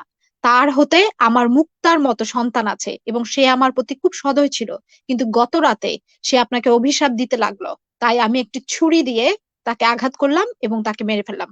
রাসূলুল্লাহ সাল্লাল্লাহু আলাইহি ওয়াসাল্লাম বললেন, জেনে রেখো যে তার রক্তের কোনো মূল্য নেই, অর্থাৎ তার কোনো ক্ষতিপূরণ নেই, এবং যে তাকে হত্যা করে তারও কোনো শাস্তি নেই। তাহলে আমরা কি বুঝতে পারলাম? যদি তারও কেউ কোনো শাস্তি এভাবে, নেই, তার মানে কি? তাহলে জি রিক্তা বলেন আপনি। হ্যাঁ, তো আমার একটা এই প্রশ্ন এই আছে। হাদিসটার প্রশ্ন এই পরে হাদিসটার আগে ব্যাখ্যা বলে আমার নেন, তারপর একটু প্রশ্ন আপনি করেন পরে। এই হাদিস আমার আমি প্রশ্ন জানি হলো না। রিক্তা, আচ্ছা আমি একটু বলে নেই, এখন এই লোক তো ধরেন নবী মোহাম্মদ আদেশ করেনি, সে খুন করে ফেলছে। যেমন আমাদের ওই যে নবী মোহাম্মদকে মানে ধর্ম অবমাননার কারণে অনেকে গণপিটুনি দিয়ে মেরে ফেলে, তাহলে তাদের বিচার তো করা যাবে না, কারণ এখানে তো নবী মোহাম্মদ বলছে যে তার রক্ত বৃথা গেল। এই যে আমাদের ওই লোকটা যদি অবমান করে থাকে, তাহলে তাকে যদি আগুনে পোড়ানো হলো, তাহলে তার আগুনে পোড়ানোর কষ্টটা বৃথা গেল। এই হাদিস দ্বারা এটাই তো বোঝাচ্ছে নাকি? না না, এটা এই হাদিস দ্বারা চলবে না, এর কারণ আছে। কারণ হচ্ছে যে নবী মোহাম্মদ হচ্ছে যে স্পেশাল পাওয়ার বলে এটা করেছেন, ওর অপরাধ হয়েছিল কিন্তু তাহলে উনি এটা কি মাফ নৈতিক করে ছিল না দিয়েছেন। অনৈতিক কিন্তু ছিল? দেখা তো অন্যান্য কষ্টটা কি দেশে এখন যদি ঘটে তাহলে সেটা করা যাবে না, সে অপরাধী, ভাই, কাউকে এভাবে তাহলে নবী হত্যা করা মোহাম্মদ যাবে কি না। ভুল করছেন? নবী মোহাম্মদ কি ভুল করছেন? এই আরেক মুমিন, এই আপনি যে কথাটা বললেন এর একটা রেফারেন্স দেন তো ভাই। আপনি তো আন্দাজে কথা বলছেন, আবার একটু আগে এসে বললেন যে অনেস্ট আলোচনা করতে। আপনি তো ডিসঅনেস্টিতে ভরা ভাই, you are full of dishonest. কি কথা বলেন ভাই? আপনি রেফারেন্স দেন, রেফারেন্স দিয়ে কথা বলেন প্লিজ। হ্যাঁ, রেফারেন্সে চাচ্ছেন, তাহলে আমি একটু স্ক্রিন শেয়ার করতে চাচ্ছি। যে করেন, স্ক্রিন শেয়ার করেন, আমি শেয়ার দিব। না না, এই হাদিসটা কি কেউ গাঁজা খেয়ে লিখছে নাকি? এই হাদিসটার উত্তর দিয়ে কাকে? কি একটার পর একটা যাইতেছেন? এই হাদিসটা ডিসকাশন করেন আগে। আরেক মোমেন, এই হাদিসটার উত্তর কি? আপনি এই হাদিস দ্বারা কি না বুঝলেন আপনি? না না না, সেটা না। এই এই যে স্পেশাল পাওয়ার এই হাদিসের উপরে দাঁড়ান আবার আপনি হাদিস আরো মনে করেন 4-5টা হাদিস দেন, নবী তো এক এক সময় এক এক রকম কথা বলতেন, কিছু মনে থাকতো না। আর 23 বছর ধরে বলিস তো, আর এমনি মনে করেন যে গন্ডমূর্খ মানুষও মনে থাকতো না। এক এক হাদিসে এক এক রকম বলছে, কখনো বলছে পশ্চিম দিকে প্রস্তাব করা যাবে না, নিজেই আবার সেই কাজ করছে। এখন ঘটনা আছে কি, আপনি বলি দেখেন এইখানে আপনি যে কথাটা বললেন যে এটা নবী স্পেশাল পাওয়ারে এটা করেছে, অন্য কেউ করতে পারবে না, এই সম্পর্কে হাদিসটা আপনি আমার এই সম্পর্কে আপনার যে রেফারেন্স আছে আপনার হাতে ওই হাদিসটা, হ্যাঁ ওই হাদিসটা দেন। আপনি যে বানা মন গড়া কথা বললেন, আপনি সেই হাদিসটা দেন। আচ্ছা, নবী মুহাম্মদের স্ত্রী সংখ্যা কত ছিল? স্ত্রী সংখ্যা 13, মতান্তরে 14 ছিল। এখন সাধারণ স্ত্রীর দরকার নেই, আপনি এই হাদিসটা দেন ভাই, উল্টো দিকে দেন না ভাই প্লিজ, এই হাদিসটা দেন। আপনি একটু আগে যে কথাটা বললেন এই হাদিসটা। হ্যাঁ, এটা হচ্ছে যে কিয়াসের মাধ্যমে উত্তর দিতে হবে। আমি কিয়াস করে উত্তর দিচ্ছি, আপনি শুনেন। নবী মুহাম্মদ সাল্লাল্লাহু না, এক সেকেন্ড। কিয়াস কাকে বলে সেটা আগে বলেন। কিয়াস কাকে বলে? কিয়াস বলা হয় যে নতুন কোনো উদ্ভূত পরিস্থিতি যদি চলে আসে, সেক্ষেত্রে সরাসরি ওই টেক্সটে যদি কোরআন এবং হাদিসে বা পূর্ববর্তী ফতোয়া গ্রন্থে ওভাবে না পাওয়া যায়, তাহলে ইতিপূর্বে যা গবেষণা হয়েছে বা আছে তার উপরে বেস করে তার থেকে কোনো একটা কারণ ফাইন্ড আউট করে সেই কারণের ভিত্তিতে একটা ডিসিশন দেওয়াকে কিয়াস বলা হয়। আচ্ছা, তাহলে কোরআন হাদিসের ভিত্তিতে একটা সেকেন্ড। তাহলে এখানে এই বিষয়টা কিয়াস করার জন্য আপনি কেন উঠে পড়ে লাগলেন? সেখানে তো স্পষ্ট দলিল আছে হাদিসের, তাহলে কিয়াস করতে যান কেন আপনি? আচ্ছা অভি ভাই কিয়াস করার জন্য যোগ্যতা লাগে, উনি কি ইচ্ছা করছে? উনি কি মুফতি? না, সেটা বাদ দেন না। যেখানে স্পষ্ট দলিল আছে সেখানে আপনি কিয়াস কিভাবে আনতেছেন এখানে? হ্যাঁ, পৃথিবীর কোনো কথা কমপ্লিট নয়, এর ব্যাকগ্রাউন্ডে কিছু কথা থাকে, এটা থেকে একটা সেন্স ক্রিয়েট করে, এটার একটা ব্যাখ্যা থাকে, কোনো কথা কমপ্লিট নয়। তাহলে আমি একটু কথা বলে নিই ওনার সাথে। তাহলে এই যে আপনি স্পষ্ট করে লেখা যে তার রক্ত বৃথা গেল, এটা কি আপনি বুঝতে কিয়াস করতে হবে? আমি তো বললাম পৃথিবীর কোনো কথা কমপ্লিট নয়, কোনো লেখা কমপ্লিট নয়, তার ব্যাকগ্রাউন্ডে কথা থাকবে, তার একটা ভূমিকা থাকবে, তার একটা ব্যাখ্যা থাকবে। আল্লাহ বড়, এটা কি কমপ্লিট কথা? আল্লাহু আকবার, আল্লাহ বড়, এটা কি কমপ্লিট কথা? আল্লাহ গ্রেট, এটা কি কমপ্লিট কথা? আল্লাহ বড়, এটা কি কমপ্লিট কথা? আল্লাহ গ্রেট, আল্লাহ মহান, এগুলি কমপ্লিট কথা না? এগুলি তো সন্দেহ আছে। আল্লাহ বড়, এখন প্রথমে আপনার আল্লাহর ডেফিনেশন কি সেটা জানতে হবে, তারপর হচ্ছে বড় আল্লাহু আকবার এই কথাটার ভিতরে কি কোনো মানে সন্দেহ আছে আপনার নাকি এটা কমপ্লিট? ভাই আপনি কথা বুঝতে পারেননি। আমি বলছি যে পৃথিবীর কোনো সেন্টেন্স কমপ্লিট নয়, পৃথিবীর কোনো সেন্টেন্স কমপ্লিট নয়, এর মধ্যে যত সেন্টেন্স আছে সব। আমি তো বারবার আপনাকে এটাই বলছি, আল্লাহু আকবার এই কথাটা কি কমপ্লিট না ইনকমপ্লিট? এটা হলো সেন্টেন্সের দৃষ্টিতে দেখলে তো হয়তো কমপ্লিট বলবেন, কিন্তু আসলে সেন্স হিসেবে কমপ্লিট না। সেন্স ক্রিয়েট করতে হলে আপনাকে আল্লাহর ডেফিনেশন দিতে হবে, আকবার বলতে কি বোঝায়, কতটুকু বড় বোঝায় সেটার ডেফিনেশন দিতে হবে, ব্যাকগ্রাউন্ডে অনেকগুলো কথা বলতে হবে। ওই এক সেন্টেন্স দিয়ে কোনো সেন্স ক্রিয়েট হবে না। তাহলে আল্লাহু আকবারও কমপ্লিট না। আচ্ছা, বুঝতে পারলাম। হ্যাঁ, আমি যে সেন্সে বললাম এই সেন্সে আসলে আল্লাহু আকবার এই সেন্টেন্সটা আসলে কমপ্লিট সেন্স ক্রিয়েট করে না। সর্বশেষ নবী না, মুহাম্মদ কিন্তু সর্বশেষ নবী না, কিন্তু ওই যে কমপ্লিট না, এবং নবীকে যে মানতে হবে এটাও কিন্তু কমপ্লিট না। আমি তো বললাম যে পৃথিবীর কোনো সেন্টেন্সই কমপ্লিট নয়, এর ব্যাকগ্রাউন্ডে কথা আছে, এটা কি সেন্স ক্রিয়েট করে সেটা ব্যাখ্যা বিশ্লেষণের প্রয়োজন আছে। তারপরে গিয়ে আপনি হোল ব্যাখ্যা বিশ্লেষণ সামনে নিয়ে যখন আপনি যেটা বুঝবেন, তারপরে কমপ্লিট একটা বুদ্ধি আসবে, তখন তার মানে ঘটনা ইসলাম বুঝতে হলে আপনার কাছেই যেতে হবে নাকি? আর কোরআন হাদিস দিয়ে হবে না। শুধু আমার কাছে আসতে হবে তা না, আপনি আমার কাছেও আসতে পারেন, এর বাইরে যত আলেম আছে সবার কাছেই যেতে পারেন, আপনি নিজেও পড়াশোনা করতে পারেন, কোনো সমস্যা নেই। আমি আবারও প্রশ্নটা করি। আল্লাহু আকবার যে কমপ্লিট সেন্টেন্স না, এটাকে আমি সহজ করে পাঠিয়েছি। সহজ করে পাঠাইছি, তাহলে এই কথাটা সরকার তো বলবেন। সরকার সরকার সরকার আপনি একটু একটু ওইদিকে যায়েন না। আল্লাহ আকবার কেন কমপ্লিট না? আপনি একটু বলেন তো এই শব্দটা, এই হ্যাঁ বাক্যটা আল্লাহ কেন কমপ্লিট না?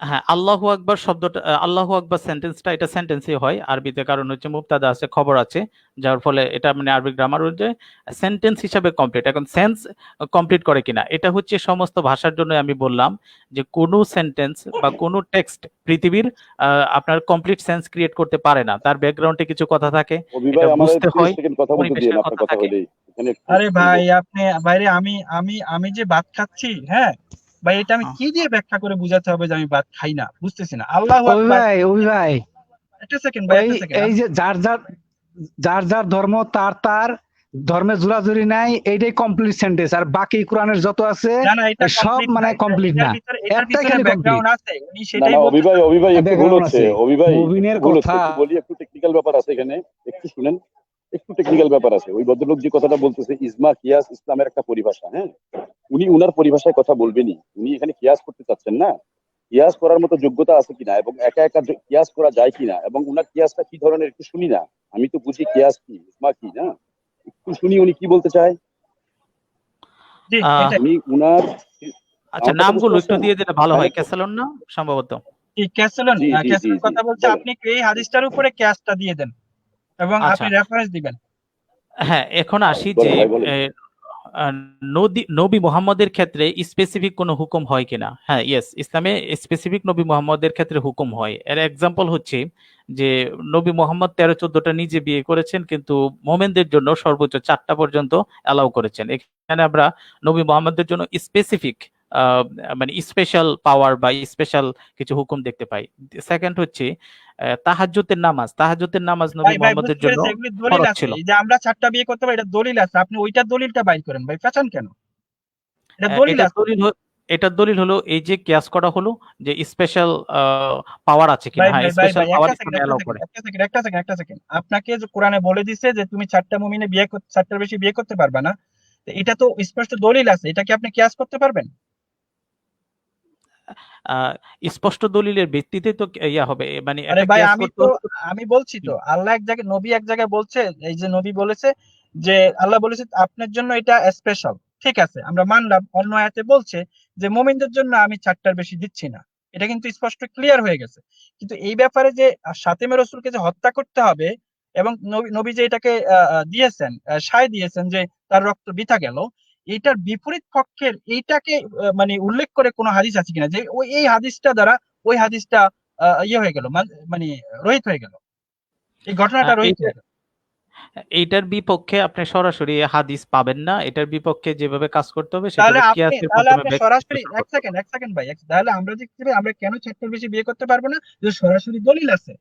কিন্তু এটা তো সরাসরি দলিল নাই, আপনি কিভাবে ক্যাচ করবেন? এটা সরাসরি দলিল আছে যে একজন সাতিমে রাসূলকে যদি হত্যা করা হয়, তাহলে ওই যে হত্যা করলো তার বিচার হবে না, তার শাস্তি হবে না, আর শাস্তি যে না, হবে সেটা দলিল কোথায়? আপনি প্রবলেম স্টেটমেন্টটা বুঝতে চেষ্টা করেন, তারপরে হচ্ছে বিশ্লেষণে কোশ্চেন করেন। আমার প্রবলেম স্টেটমেন্ট কি? আমার প্রবলেম স্টেটমেন্ট হচ্ছে যে আমি এটা বের করতে চাচ্ছি যে নবী মুহাম্মদের ক্ষেত্রে স্পেশাল পাওয়ার অ্যালাউড ইসলামে। এই বিষয়টা হচ্ছে আমার প্রবলেম স্টেটমেন্ট। আচ্ছা এটার অভি ভিত্তিতে ভাই আমি এবার আমি একটু বলি, ভাইয়া ভাই আমার একটু বলতে দেন, এবার একটু একটা সেকেন্ড আমি বলিস না। আপনি যে কিয়াসটা করতেছেন না, প্রত্যেকটা কিয়াসের জন্য একটা নির্দিষ্ট দলিল লাগবে, দলিল ছাড়া আপনি কিয়াস করতে পারবেন না। আচ্ছা আপনি যেটা বলছেন যে নবী করিম সাল্লাল্লাহু আলাইহি ওয়াসাল্লামের জন্য তাহাজ্জুদের নামাজ আপনার ফরজ ছিল, অমিনাল লাইলি ফাতাহাজ্জাত বিহি নাফিলাতাল্লাক আসা আইয়াবা রাব্বুকা মাকামাম মাহমুদা, যে আয়াতটা কোরআনে আছে ওই আয়াতের উপরে বেস করে স্পেসিফিক করা হয়েছে মুহাম্মদ সাল্লাল্লাহু আলাইহি ওয়াসাল্লামের জন্য শুধু, সেটা আপনি স্পেসিফিক বলতে পারেন, স্পেশাল তাকে দেওয়া হয়েছে। হ্যাঁ, কিন্তু এইখানে যেটা আপনি কিয়াস করতেছেন সেখানে কোন দলিলের ভিত্তিতে আপনি করতেছেন কিয়াসটা, এটা তো বলতে হবে আপনাকে, রেফারেন্সটা তো লাগবে। হ্যাঁ, আমি আসি। আমার প্রবলেম স্টেটমেন্ট হচ্ছে যে নবী মুহাম্মদের জন্য কোরআন হাদিসে স্পেশাল পাওয়ার অ্যালাউ করা হয়েছে কিনা বা স্পেসিফিক হুকুম তার জন্য অ্যালাউ করা হয়েছে কিনা, এটা হচ্ছে আমার প্রবলেম এটা স্টেটমেন্ট। করা এটার হয়েছে, পক্ষে এটা আপনি করা হয়েছে। অলরেডি নবী নবী আমি যে মোহাম্মদকে কখনোই দলিল বলা হয় দিতাম, নাই, শুনেন, নবী মোহাম্মদকে বলা হয় নাই যে 4টার বেশি বিয়ে করতে পারবেন, বরঞ্চ বলা হয়েছে যে আজকে থেকে আপনাকে বিবাহ বন্ধনে আবদ্ধ হওয়া নিষিদ্ধ করা হইলো, যদিও কোনো রমণীর সৌন্দর্য আপনাকে মোহিত করে, তবে জমিদাসীর ক্ষেত্রে ভিন্ন কথা। হ্যাঁ, বলে নাই যে নবী 4টা বেশি মুহাম্মদ আপনার জন্য এলাও করলাম। হ্যাঁ, এই ব্যাপারটা আমি আসছি একটু ক্লিয়ার করে আসি, কারণ কথাগুলো বেশি এলোমেলো হয়ে যাচ্ছে। আমি জাস্ট এই বিষয়টা বলতে চাচ্ছি, আমার প্রবলেম স্টেটমেন্ট হচ্ছে এইটুক, যে নবী মোহাম্মদের জন্য স্পেশাল হুকুম ইসলামে ছিল কিনা, যেটা অন্য মুমিনদের জন্য না, কিন্তু নবী মোহাম্মদের জন্য। আপনি অলরেডি আমি যে দলিলগুলো দিতাম সেগুলো দিয়ে দিয়েছেন। হ্যাঁ, ইসলামে এরকম পাওয়া যায় যে নবী মোহাম্মদের জন্য স্পেশাল হুকুম ছিল, এবং সেটা বিয়ের ক্ষেত্রে ছিল, এবং আহ, বিয়ের ক্ষেত্রে তো উনি এটা করলেনই, এবং তাহাজ্জুদের নামাজ নামে একটা আছে, সেটার ব্যাপারে ওনার হচ্ছে যে স্পেশাল হুকুম ছিল, ওনার জন্য এটা ফরজ ছিল, ওনার রাতে দাঁড়ায় দাঁড়ায় তাহাজ্জুদের নামাজ পড়তে হতো, কিন্তু অন্য মোমেনদের জন্য এটাই আনা। মানে আমার প্রবলেম স্টেটমেন্ট এতটুকুই যে নবী মোহাম্মদের জন্য তাহলে স্পেশাল আপনি পাওয়ার বা আপনি স্পেশাল তো হুকুম দলিল ছিল। দিচ্ছেন, আমরাও সেটা জানি যে ও আচ্ছা, স্পেশাল দাঁড়ান কোন দাঁড়ান কোন দাঁড়ান জায়গায় দাঁড়ান, ছিল। অভি ভাই আমি একটু তাহলে প্রশ্নটা তাহলে গুছিয়ে দাঁড়ান নেই, দাঁড়ান, প্রশ্নটা গুছিয়ে নেই। উনি দিয়ে দেন বলছেন দিয়ে যে দেন যে জায়গায় দেন। স্পেশাল আছে সেই জায়গায় আমরা জানি, এই জায়গায় এই জায়গায় এই জায়গায়, কিন্তু যেই জায়গায় তিনি স্পেশাল বলেননি সেই জায়গায় কেন আপনি স্পেশাল বলতেছেন? এখন হচ্ছে যে একটা জায়গায় যখন স্পেশাল ইয়াটা আমরা প্রুভ করলাম, তারপরে হচ্ছে এই বিষয়টা আরেক জায়গায় অ্যাপ্লাই করা যাবে, এটা হলো কিয়াস। তাহলে তাহলে তাহলে কি আমরা এটা প্রত্যেকটা, অভি ভাই, আমি বুঝতেছি না ভাই আপনার কথা, যে আপনি আমি বলেন বুঝে গেছি, স্যার। আমি বলে দিই শুনেন, আমি বলে দিই। হ্যাঁ শুনেন, মানে ব্যাপারটা হচ্ছে মানে অত্যন্ত হাস্যকর, এবং মানে মানে সর্বনিম্ন প্রযুক্তি, যেটা প্রযুক্তিরও একটা লেভেল থাকে, কিন্তু এই প্রযুক্তির কোনো লেভেলই নাই। যেহেতু নবী করিম সাল্লাল্লাহু সাল্লামকে বিশেষ পাওয়ার একটা ক্ষেত্রেও যদি দেওয়া হয়ে থাকে, তাহলে সেটাইকে উনি এক্সাম্পল হিসাবে বাকি 10টা 20টা আপনার হুকুমকে উনি কিয়াস করে বৈধ বানায় দিতে পারবেন। এটাই হচ্ছে ইসলামের নিয়ম, যেটা ভাইয়া বলতে চাচ্ছেন। পয়েন্টটা বুঝতে পারছেন? যেহেতু দুইটা পেয়ে গেছি আমরা এখানে, একটা হলো তাহাজ্জুদের, আরেকটা হচ্ছে ওই যে আরেকটা আয়াতের কথা বললাম, সেটা দুইটা মিলাই যেহেতু দুইটার উপরে পাওয়া গেছে, স্পেসিফিক ওনাকে স্পেশাল কিছু অ্যাসাইনমেন্ট দেওয়া হয়েছে, সেহেতু ওনারা যে সমস্ত প্রবলেমেটিক ইস্যু আসবে ওগুলোর উপরে মোহাম্মদ সাল্লামকে স্পেশাল অথরিটি দিয়ে ওইটাকে বৈধ করবেন। এই হচ্ছে যুক্তি। বুঝতে পেরেছি, এটা তো এবার উল্লেখ বুঝেন, করে দিছে কোন কোন বিষয়ে, যেই বিষয় উল্লেখ করেনি আপনি কেন এইবার ওইটা বুঝেন, ওইটা নিজের মতো করবেন? মানে এইবার বুঝেন যে তাদের সিস্টেমটা কি। এই যে ব্যাপারটা আমি বললাম, কি আপনাকে বলেন, উনি যে বুঝাইতে চাচ্ছে ব্যাপারটা বারবার, না আমরা বুঝতেছি না কেন। এই ব্যাপারটা হচ্ছে এরকম। এখন এটা যে কত হাস্যকর, এবং এইগুলো যে কোনো যুক্তি হতে পারে না এইভাবে, এটা মানে উনারা বুঝতেছে না। শুনেন, আমি এই কথা শেষ করে দিব, আমি একটু ঝামেলার মধ্যে আছি। এই ভাইয়া কথা কথা খুবই সুন্দর করে বলছে, খুবই নম্রভাবে বলছে। উনি বুঝতেছে না যে সৌদি আরবে যে মেয়েরা যায় তারা যে দাসী, এবং তখনকার দিনে যা দাসীদেরকে যেভাবে ট্রিট করা হতো, আমাদের এই মা বোনদেরকে নিয়ে গিয়ে যে ঠিক সেম ভাবে এবং আরো ব্রুটালি, মানে আরো বেশি পাশবিক অত্যাচার করা হইতেছে, এটা উনি দেখে বুঝেন নাই, কানে শুনে নিউজে পড়ে টিভিতে দেখে উনি বুঝেন নাই। কারণ খাতামাল্লাহু আলা কুলুবিহিম ওয়া আলা সামিহিম গিশাওয়াতুন ওয়া লাহুম আযাবুন আলীম। আরেকটা আয়াতের মধ্যে বলছে সুম্মাম বুককুম উমিয়ুন ফাহুম লা ইয়ারজিউন, তারা বধির, তারা শুনবে না, তাদের শক্তি কেড়ে নিয়েছে আল্লাহ, তারা ফিরবে না। এই যে লা ইয়ারজিউন বলছে কাদেরকে? এই ভাইদেরকে বলছে লা ইয়ারজিউন, এনারা ফিরবে না, এনারা এই জাতীয় ব্যাখ্যাই দিয়ে যাবেন। এই সমস্ত ব্যাখ্যা কোনো ব্যাখ্যা হলো? স্পেসিফিক রিজনে স্পেসিফিক পাওয়ার দেওয়া হয়েছে, স্পেসিফিক ব্যাপারটা থাকবে, যেটার ব্যাপারে দিছে সেটার ব্যাপারে এম্পাওয়ারমেন্ট থাকবে। একটার উপরে যদি এম্পাওয়ারমেন্ট থাকে, বাকি সব বিষয়ে আপনি ওটাকে দিয়ে আপনি ফয়সালা করবেন, এটা কোন ধরনের যুক্তি? আমার এটা বোধগম্য না, আমি মানি না। ভাই বলেন, আপনি বলেন, যদি আপনাকে আচ্ছা, হার্ট করে থাকি তাহলে আমি সরি। একটু ওনাকে বলে নিই। যেমন আমি আপনাকে একটু উদাহরণ দিয়ে দিই, যেমন এখন টেলিভিশন তখন ছিল না, আপনারা এটা এজমা কিয়াস করে এখন কোরআন হাদিস বিরোধী যাতে না হয়, কোরআন হাদিসের বিপক্ষে যাতে না যায়, এইভাবে আপনাকে এটাকে এজমা কিয়াস করবেন। তখনও সাতেমা রাসূল ছিল, এখনো সাতেমা রাসূল আছে। তখনও নবীর আমলে এটা তাকে হত্যা করলে, যে হত্যা করলো তার বিচার হয়নি, এখনো হয়নি। এটা এখানে এজমা কিয়াসের কি আছে ভাই? আমি তো বুঝলাম না। এখানে কি এখন কি সাতেমা রাসূল নাই নাকি? তখনও ছিল, এখনো আছে। তখন টিভি ছিল না, এখন টিভি আছে। আপনি এখন কিয়াস করবেন টিভি নিয়ে, সাতেমা রাসূল নিয়ে তো আপনি কিয়াস করতে পারেন না। না, আপনি তাইলে তো আছেন। বাংলাদেশে যে বিলাসফেমি আইন এইটা তো আর থাকতো না, তাইলে হুজুররাও তো তাহলে আর ইয়ে করতো না, এটা নিয়ে আন্দোলন করতো না, সারা পৃথিবীতে এই যে জল বয়ে যেত না। হ্যাঁ, এই যে ইসলাম যে শান্তির ধর্ম, এটা বুঝাই দেওয়া লাগতো না সারা পৃথিবী। আরেক মুমিন আপনি আছেন? আপনি কি বুঝতে পেরেছেন আমি কি বললাম? আরেক মুমিন আছেন আপনি? উনি মনে হয় মিউট করেই কথা বলছেন নাকি? বুঝলাম না। আচ্ছা, উনি শুনছেন না মনে হয়। আরেক মুমিন আপনি আছেন? জি ভাই, আসি আসি। না, আরেক মুমিনকে আমি ডাকছি। আরেক মুমিন কি আমার কথা শুনতে পায় না নাকি? অভি ভাই, এই সাইডে একটুখানি ওই যে ইয়েটা দেওয়া যায় কিনা? হ্যাঁ, সাইডে একটু নামটা দেওয়া হ্যাঁ, যায়, ওয়েলকাম। কারা কারা আছে দেখতে পাচ্ছি না। না, উনি হ্যালো। আছেন। হ্যাঁ হ্যাঁ আছি একটু প্রবলেম হয়েছিল, এখন জি, ঠিক আছে। আমি আবারও প্রশ্নটা করি আপনাকে। আপনি যখন টেলিভিশন ছিল না, আমরা এটাকে ক্যাচ করে, এটা কি ক্যাচের মাধ্যমে আমরা ফতুয়া দেই, টেলিভিশনটা তখন ছিল না। এখনো সাতেমে রাসূল আছে, তখনও সাতেমে রাসূল ছিল। তাহলে এটা তো কিয়াসের বিষয় না। তখন নবী মুহাম্মদ কি করেছিলেন সাতেমে রাসূলের মানে ব্যাপারে, সেটাই তো আমরা আইন মনে করব। কিন্তু টিভি ছিল না, টিভির ব্যাপারে আমরা ক্যাচ করতে পারি। তাহলে সাতেমে রাসূলের ব্যাপারে আপনি কিভাবে ক্যাচ করেন? এটা তো আমার না মাথায় এই ব্যাপারটা এরকম না। ব্যাপারটা আপনারা আসলে একটু জানার মধ্যে একটু ব্যাপার আছে। সেখানে হচ্ছে যে জানিয়ে দেন ভাই, বুঝিয়ে দেন, বুঝিয়ে দেন। আপনারা বলছেন যে নতুন বিষয় যেটা আসবে এটার উপরে শুধু বলছেন, কিন্তু আমরা যখন ডিপলি একটা মানে ইসলাম নিয়ে কাজ করি, আসলে ব্যাপারগুলো এরকম না। আপনি ইসলামে মানে হুকুমের আয়াত আছে, এত বড় কোরআন শরীফ দেখেন, ৬,৬৬৬ আয়াত বলা হয়, প্র্যাকটিক্যালি আরো কম পাবেন। এখন এখানে আসলে মাত্র আয়াত আছে আপনার ৫০০-র মতো, যেগুলো আমাদের কাজে লাগে, আর বাকিগুলো হচ্ছে কিচ্ছা কাহিনী। এখন এই ৫০০ আয়াতের মধ্যে আপনার একটা মানব জীবন শুধু এক যুগে না, এক যুগে না, এটা হচ্ছে যে যুগের পর যুগ ধরে ধরে চলতে থাকবে। আর হাদিস আছে আপনার কয়েক হাজারের মতো আমরা হয়তো পাই, আর রিপিটেশন সহ এইভাবে হিসাব করলে কয়েক লক্ষ হয়, যে একই হাদিস বিভিন্ন কিতাবে আসছে। এখন এই কয়েকটা সীমিত বিষয় নিয়ে, তাও ১৪০০ বছর আগের একটা বিষয় নিয়ে ইসলামকে যে এই পর্যন্ত দাঁড় করিয়ে রাখা হয়েছে, এটার মেইন কৃতিত্ব হচ্ছে কিয়াসের। কিয়াসকে এত ছোট করে দেখার কোনো কারণ নেই। দুই ভাই ৮৫ কিয়াসের নম্বর গুরুত্ব অত্যন্ত গুরুত্বপূর্ণ ব্যাপার। কবি ভাই, আরে ওই যে ভাই, ভাই এই যে আমি একটু বলি, সরকার আমি একটু বলি, কিয়াস করবেন আপনাদেরকে যেটা সুবিধা হয়, আপনাদের সাথে এই ধর্ম ব্যবসা যেটা আছে ওটা টিকিয়ে রাখার জন্য যেটা সুবিধা ওটা করবেন, আর যেটা সুবিধা হয় না ওটা করবেন না। ওই ভাই আপনার একটা প্রশ্ন করছে যে সাথে মেরা ছিল, এটা বলেন, ওটা উত্তর দেন। আপনি এই আচ্ছা কথাটা অভি খুব ভাই, ব্যাড সেন্সে বলছেন, অভি ভাই, কথাটা হচ্ছে বাস্তবতা তাই। না অভি আমরা ভাই, আমাদের আমি সামনে একটা এটা ব্যাড সেন্স না রে ভাই, এটা না, এটা অভি ব্যাড ভাই, সেন্স না, এটা আমাদের অবস্থান, এটা অভি আমাদের ভাই, অবস্থান পরিষ্কার। আমি একটু টেকনিক্যাল ব্যাপারটা বলি, শুনেন। সাতমে রাসূল যখন আসবে না, তখন দারুল আমান, দারুল হার্ব আর দারুল ইসলাম কথাটা চলে আসে। হ্যাঁ, আপনি কি মনে করেন যে ফ্রান্সে যে ঘটনাটা ঘটছে, এটা কিন্তু সাতমে রাসূলের আন্ডারেই পড়ে? ফ্রান্স কি টাইপের দেশ বলেন তো? দারুল হার্ব না দারুল আমান না দারুল ইসলাম? মুসলিম ভাই বলেন। আমার কাছে সাউন্ড ক্লিয়ার না। কোন কি কোশ্চেন করেছেন, একটু আরেকবার যদি রিপিট করতেন, বা কোথাও থেকে নয়েজ হচ্ছে। আচ্ছা, আমার পাশে একটু ঝামেলা হচ্ছে, তো এখন আমি নিরিবিলি চলে যাবো একটু পরেই। দারুল হার্ব, দারুল আমান, দারুল ইসলাম, এই তিনটা বিষয়ের সাথে সাতিমে রাসূলটা ইনভলভ, মানে সম্পর্কিত।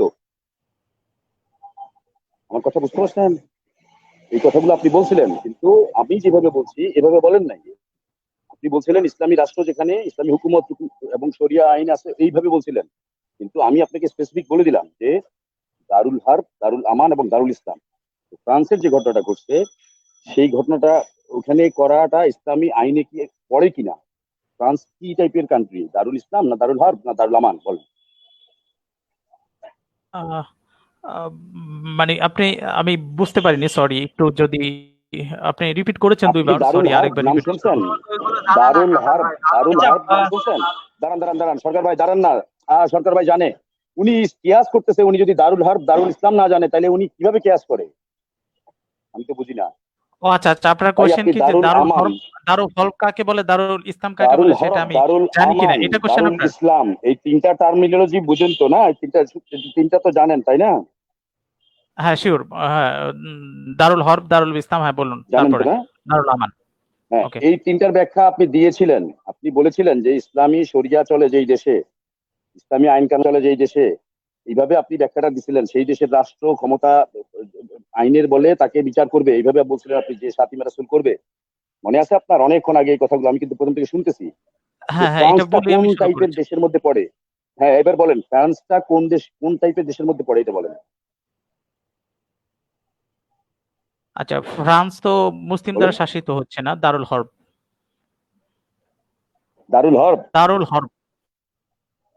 দারুল হরব, হ্যাঁ আপনি বলতেছেন দারুল হরব। শুনেন, দারুল হরব যেখানে, সেখানে হচ্ছে আপনার ব্যক্তি স্বাধীনতা আপনার থাকবে না, এবং যে কোনো একটা গোষ্ঠী আপনার আপনার এটাকে কি বলে, কুফরি শক্তিটা অতিমাত্রায় থাকবে, এবং অন্য ধর্মের চর্চা করতে দেওয়া যাবে না। যে সমস্ত দেশ, তাদেরকে বলে দারুল হরব। কিন্তু ফ্রান্স হচ্ছে ব্যক্তি স্বাধীনতার দেশ, ফ্রি স্পিকিং, ফ্রি থিঙ্কার্সের দেশ। যে যার মতো ধর্ম পালন করতে পারে, কাউকে কোনো বাধা নিষেধ করে না। যে যেই কথাই বলুক না কেন, ফ্রান্সের প্রেসিডেন্টের নামে বলুক আর যার নামেই বলুক না কেন, কেউ কোনো কিছু বলবে না। তাদের কনস্টিটিউশনাল প্রসেসের মধ্যেই হচ্ছে আপনার এই বাক স্বাধীনতার কথা লেখা আছে, সেটা দারুল আমান। আপনি কিভাবে এটাকে দারুল হার্ব বলতেছেন? আহ, বলেন, তা- আপনি ভুল ফ্রান্সের করতেছেন। আমি বলি আপনাকে, না, সৌদি না, আরব আমি হচ্ছে আমি দারুল আমি বলি ইসলাম। আমি আপনাকে বলি উদাহরণ দিয়ে দিই আমি, পাকিস্তান দারুল হার্ব। এটা আমি এটা আসলে আপনাকে আমার ফ্রান্সের উদাহরণটা দিয়ে ফ্রান্সের দিচ্ছি। সংবিধান আমার জানা নেই ওদের আসলে ইয়া করে কিনা। আমি যেমন আপনাকে আমেরিকায় সংবিধান আপনার আমি দিচ্ছি, তো সংবিধান আমি বলতেছি আপনাকে, শুনেন। ফ্রান্সের সংবিধানটা হচ্ছে যে যা খুশি তা বলুক, কারো মায়ের নিয়ে খারাপ কথা বলুক, গালি দেখ, যা খুশি তা বলুক, প্রেসিডেন্টের নিয়ে যা খুশি তা বলুক, যে যার ধর্ম যেমনি খুশি অমনে পালন করুক, কোনো বাধা নিষেধ নাই। আমার কথা বুঝেন, আমি একদম সোজা বাংলা হিসেবে বলে দিলাম। জিজাসকে নিয়ে ন্যাংটা ন্যাংটা কার্টুন বের করে, ফ্রান্সের প্রেসিডেন্টকে নিয়ে ন্যাংটা ন্যাংটা কার্টুন বের করে আপনার শার্লি আব্দো, কিচ্ছু বলে না ওরা। কিন্তু আমাদের নবীকে নিয়ে কটূক্তি করায় তার কল্লা ফেলে দিছে। যদি এই সমস্ত জিনিস মানুষ করতে পারে, যে যার ধর্ম সে পালন করতে পারতেছে, তাহলে সেটা দারুল আমান। আপনি এই ব্যাখ্যাটা মনে হয় বুঝতেছেন না। দারুল আমান এবং দারুল হার্বের পার্থক্যটা। দারুল ইসলাম সৌদি আরব, সৌদি আরবে যদি এই ঘটনাটা ঘটতো তাহলে কোনো সমস্যা ছিল না, কারণ রাষ্ট্রই এই কার্যটা সম্পাদন করত। আপনি বলছেন যে রাষ্ট্র তাকে ওই আইনের মধ্যে নিয়ে এসে কল্লা ফেলে দিবে, তো এই রাষ্ট্রের ফেলে দেওয়া আর কোন প্রকৃত মুমিনের ফেলে দেওয়া একই ব্যাপার। ওই মুমিনটার জন্য এটা ফরজ, যখনই সাতিমে রসুল হবে তখনই তার কল্লা ফেলে দেওয়াটা তার জন্য ফরজ হয়ে যায়, যেভাবে রাষ্ট্রের আইনের আওতায় রাষ্ট্রের জন্য ফরজ হয়ে যায়। কিন্তু দারুল হরবে আর দারুল আমানে এটা ফরজ না, এটা অন ইসলামিক কাজ। দারুল আমানে বসে এই কাজ করতে পারে না, ইসলামিক কনস্টিটিউশন সাপোর্ট করে না, ইসলাম বিরোধী কাজ হয়ে গেছে। আর আপনি যে ব্যাখ্যাটা দিচ্ছেন, এই ব্যাখ্যাটা অনেক মানে প্রিমিটিভ লেভেলের ব্যাখ্যা ভাই। ফাতিমে রাসূলে হত্যা করা হচ্ছে ফরজ। চার ইমামের যে চার ইমাম আছে আমাদের, আপনার ইমাম আবু হানিফা, শাফিঈ, মালিকি, হাম্বলি, ইনারা যে ইজমা করছে, সেই ইজমায় আপনার জমহুরদের মানে মত অনুযায়ী ফাতিমে রাসূলের ব্যাপারে কেউ মতানৈক্য করে নাই। মতানৈক্য করছে মনে করেন দুই একটা, মানে টেনিয়া মনে করেন মৌলবী হয়তো মনে করেন করছে, ওইটা মানবিক, সে অতি মানবিক, আপনার মতো মানবিক, সে মনে করেন এই এরকম আইন করছে। কিন্তু তার আইন তো মনে করেন আপনার ইসলাম গ্রহণ করবে না, আপনার কথা তো ইসলাম মানবে না। আপনি একটা কেয়াস করতেছেন, আপনার কথা ইসলাম মানবে না। ইসলাম কোনো ব্যক্তি বিশেষের উপরে ডিপেন্ড করে না। ইসলাম হচ্ছে মুহাম্মদ সাল্লাল্লাহু আলাইহি ওয়াসাল্লাম যা করছে, কোরআনে যা আছে, তাবেঈন পর্যন্ত যা করছে, সালফে সালেহিনরা যারা ওই পর্যন্ত ডিসিশন নিছে, ইমামদের মতামত ওই পর্যন্ত, সেটাই মানবে ইসলাম। আপনি কেন মানে অপব্যাখ্যা দিচ্ছেন? আমার মাথায় আসে না, অপব্যাখ্যা আচ্ছা, কেন আমরা কি দিচ্ছেন আপনি? আলোচনাটা আমাকে এই কথাটা বলতে পারেন? আগামী 6:30 আবার শুরু করবো এই আলোচনাটা? না অভি আমরা ভাই, আগামী আমি তো 6:30 কনক্লুশন করে ফেলছি। শুনেন, আমি কনক্লুশন করে ফেলছি। উনি কেন অপব্যাখ্যা দিচ্ছেন? আপনার এইভাবে তো আপনি এই বিধানটাকে আপনি টিকাইতে পারবেন না। মানবিক হিসেবে ক্যাসেল ভাই, আচ্ছা মানবিক হিসেবে প্রচার হ্যাঁ, যদি করা। হয়ে থাকতে পারে। হ্যাঁ সরকার ভাই, ইউ আর, অভি ভাই এক মিনিট, আমি শেষ কথা বল, শেষ বন্ধ করে দেবো। ও সরকার ভাই, আপনি ঠিক বলছেন, উনি অতিকায় মানবিক মানুষ। হ্যাঁ, আমি এটাকে শ্রদ্ধা করি। যদি উনার মানবিকতা থেকে উনি বলে মানবিকতার সাথে যে এই জিনিসগুলো 1400 বছর, হ্যাঁ, তাহলে আমি ওনাকে শ্রদ্ধা করি। কিন্তু কিন্তু কিন্তু তখন আপনাকে বলতে হবে যে এটা মানে আপনার জন্য তখন এটা কিন্তু খারাপ হয়ে যাবে, আপনার জন্য কিন্তু তখন এটা আপনার গুনাহে কবিরা হয়ে যাবে। যেমন এখানে দেখেন, এটা আমার ইউনিভার্সাল কথা কথা। শেষ, অভি ভাই। সরকার এবং ক্যাসেল এবং আমি কিন্তু অভি ভাই, সবাইকে অভি ভাই, আমি কিন্তু সবাইকে ডক্টরিন বলছি, শুনেন, আমি সবাইকে ডক্টরিন, বলছি জুরিসপ্রুডেন্স। আগামী দিন জি 6:30 বলেন, আপনারা শেষ, আবারও আমার কথা আসেন। শেষ। আগামী দিন 6:30 আপনারা আবারও আসেন। আরেক মুমিন আপনিও আসেন। বন্ড জাকির নায়েক, আপনি অগ্নিশ্বর আপনি কিছু বলতে চাচ্ছেন? একটু সংক্ষেপে বলে দিন, আমরা শেষ পর্যায়ে চলে যাই। আমরা আলোচনাটা কনক্লুশন টানবো আগামী দিন, আজকে আর হচ্ছে না। আমার একটু 30 সেকেন্ডের একটু কথা আছে। হ্যাঁ, hello, if you kindly permit me. হ্যাঁ আচ্ছা, হ্যাঁ, হ্যালো, আমি যেটা বলতে চাই সেটা হলো যে একটু আগে যে ওই যে রিক্তা আপা যেটা বলে গেছেন, ইসলামে আমি একেবারে সংক্ষেপে বলবো, আজকে তেমন কিছু বলবো না। ইসলামে নারীর কোনো মর্যাদা নাই, একেবারেই নাই। আর সাতেমে রসুলের জন্য কোনো খলিফার অনুমতির প্রয়োজন হয় না।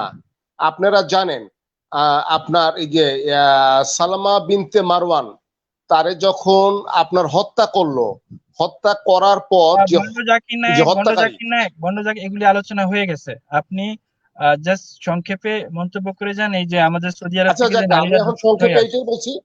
আচ্ছা, আমি এখন সংক্ষেপে এইটাই বলছি ভাই, আমরা যে নারীরা ধর্ষিত হয়ে আসে, এটার জন্য আমরা কি মানববন্ধন করব কিনা সৌদি এম্বাসির চারপাশে, সেটা বলছি আমরা। এর বিরুদ্ধে আচ্ছা, হ্যাঁ, অবশ্যই না, অবশ্যই আমাদের মানববন্ধন করা উচিত। এবং আমাদের কেন, এই যে ফিলিপিন্স এবং শ্রীলঙ্কা, তারা এখন সৌদি আরবে কোনো মেড সার্ভেন্ট পাঠাচ্ছে না, সেটা আমরা এখন আমাদের মেড সার্ভেন্ট পাঠাচ্ছি। এবং সেখানে যে তারা যেটা করতেছে এটা তো নবী মোহাম্মদের শিক্ষা, অর্থাৎ তারা মানে তারা যেটা, যারা মধ্যপ্রাচ্যে যায় নাই, আপনারা যারা মধ্যপ্রাচ্যে যান নাই আপনারা কিন্তু জানবেন না, যারা আমরা মধ্যপ্রাচ্যে গেছি ছিলাম আমরা জানি, আপনারা এটা বুঝবেন না যে ওখানে ওদের অ্যাটিটিউডটাই, অর্থাৎ আমি বলি ভাই ওদের অ্যাটিটিউডটাই হলো বাংলাদেশ থেকে কোনো নারী গেলে তার অ্যাটিটিউড হলো সেই দাসীর মতো একটা অ্যাটিটিউড। সো এইটা আমাদের মানববন্ধন হওয়া উচিত, ওইসব দেশে আমাদের নারীদের পাঠানো উচিত না। ধন্যবাদ।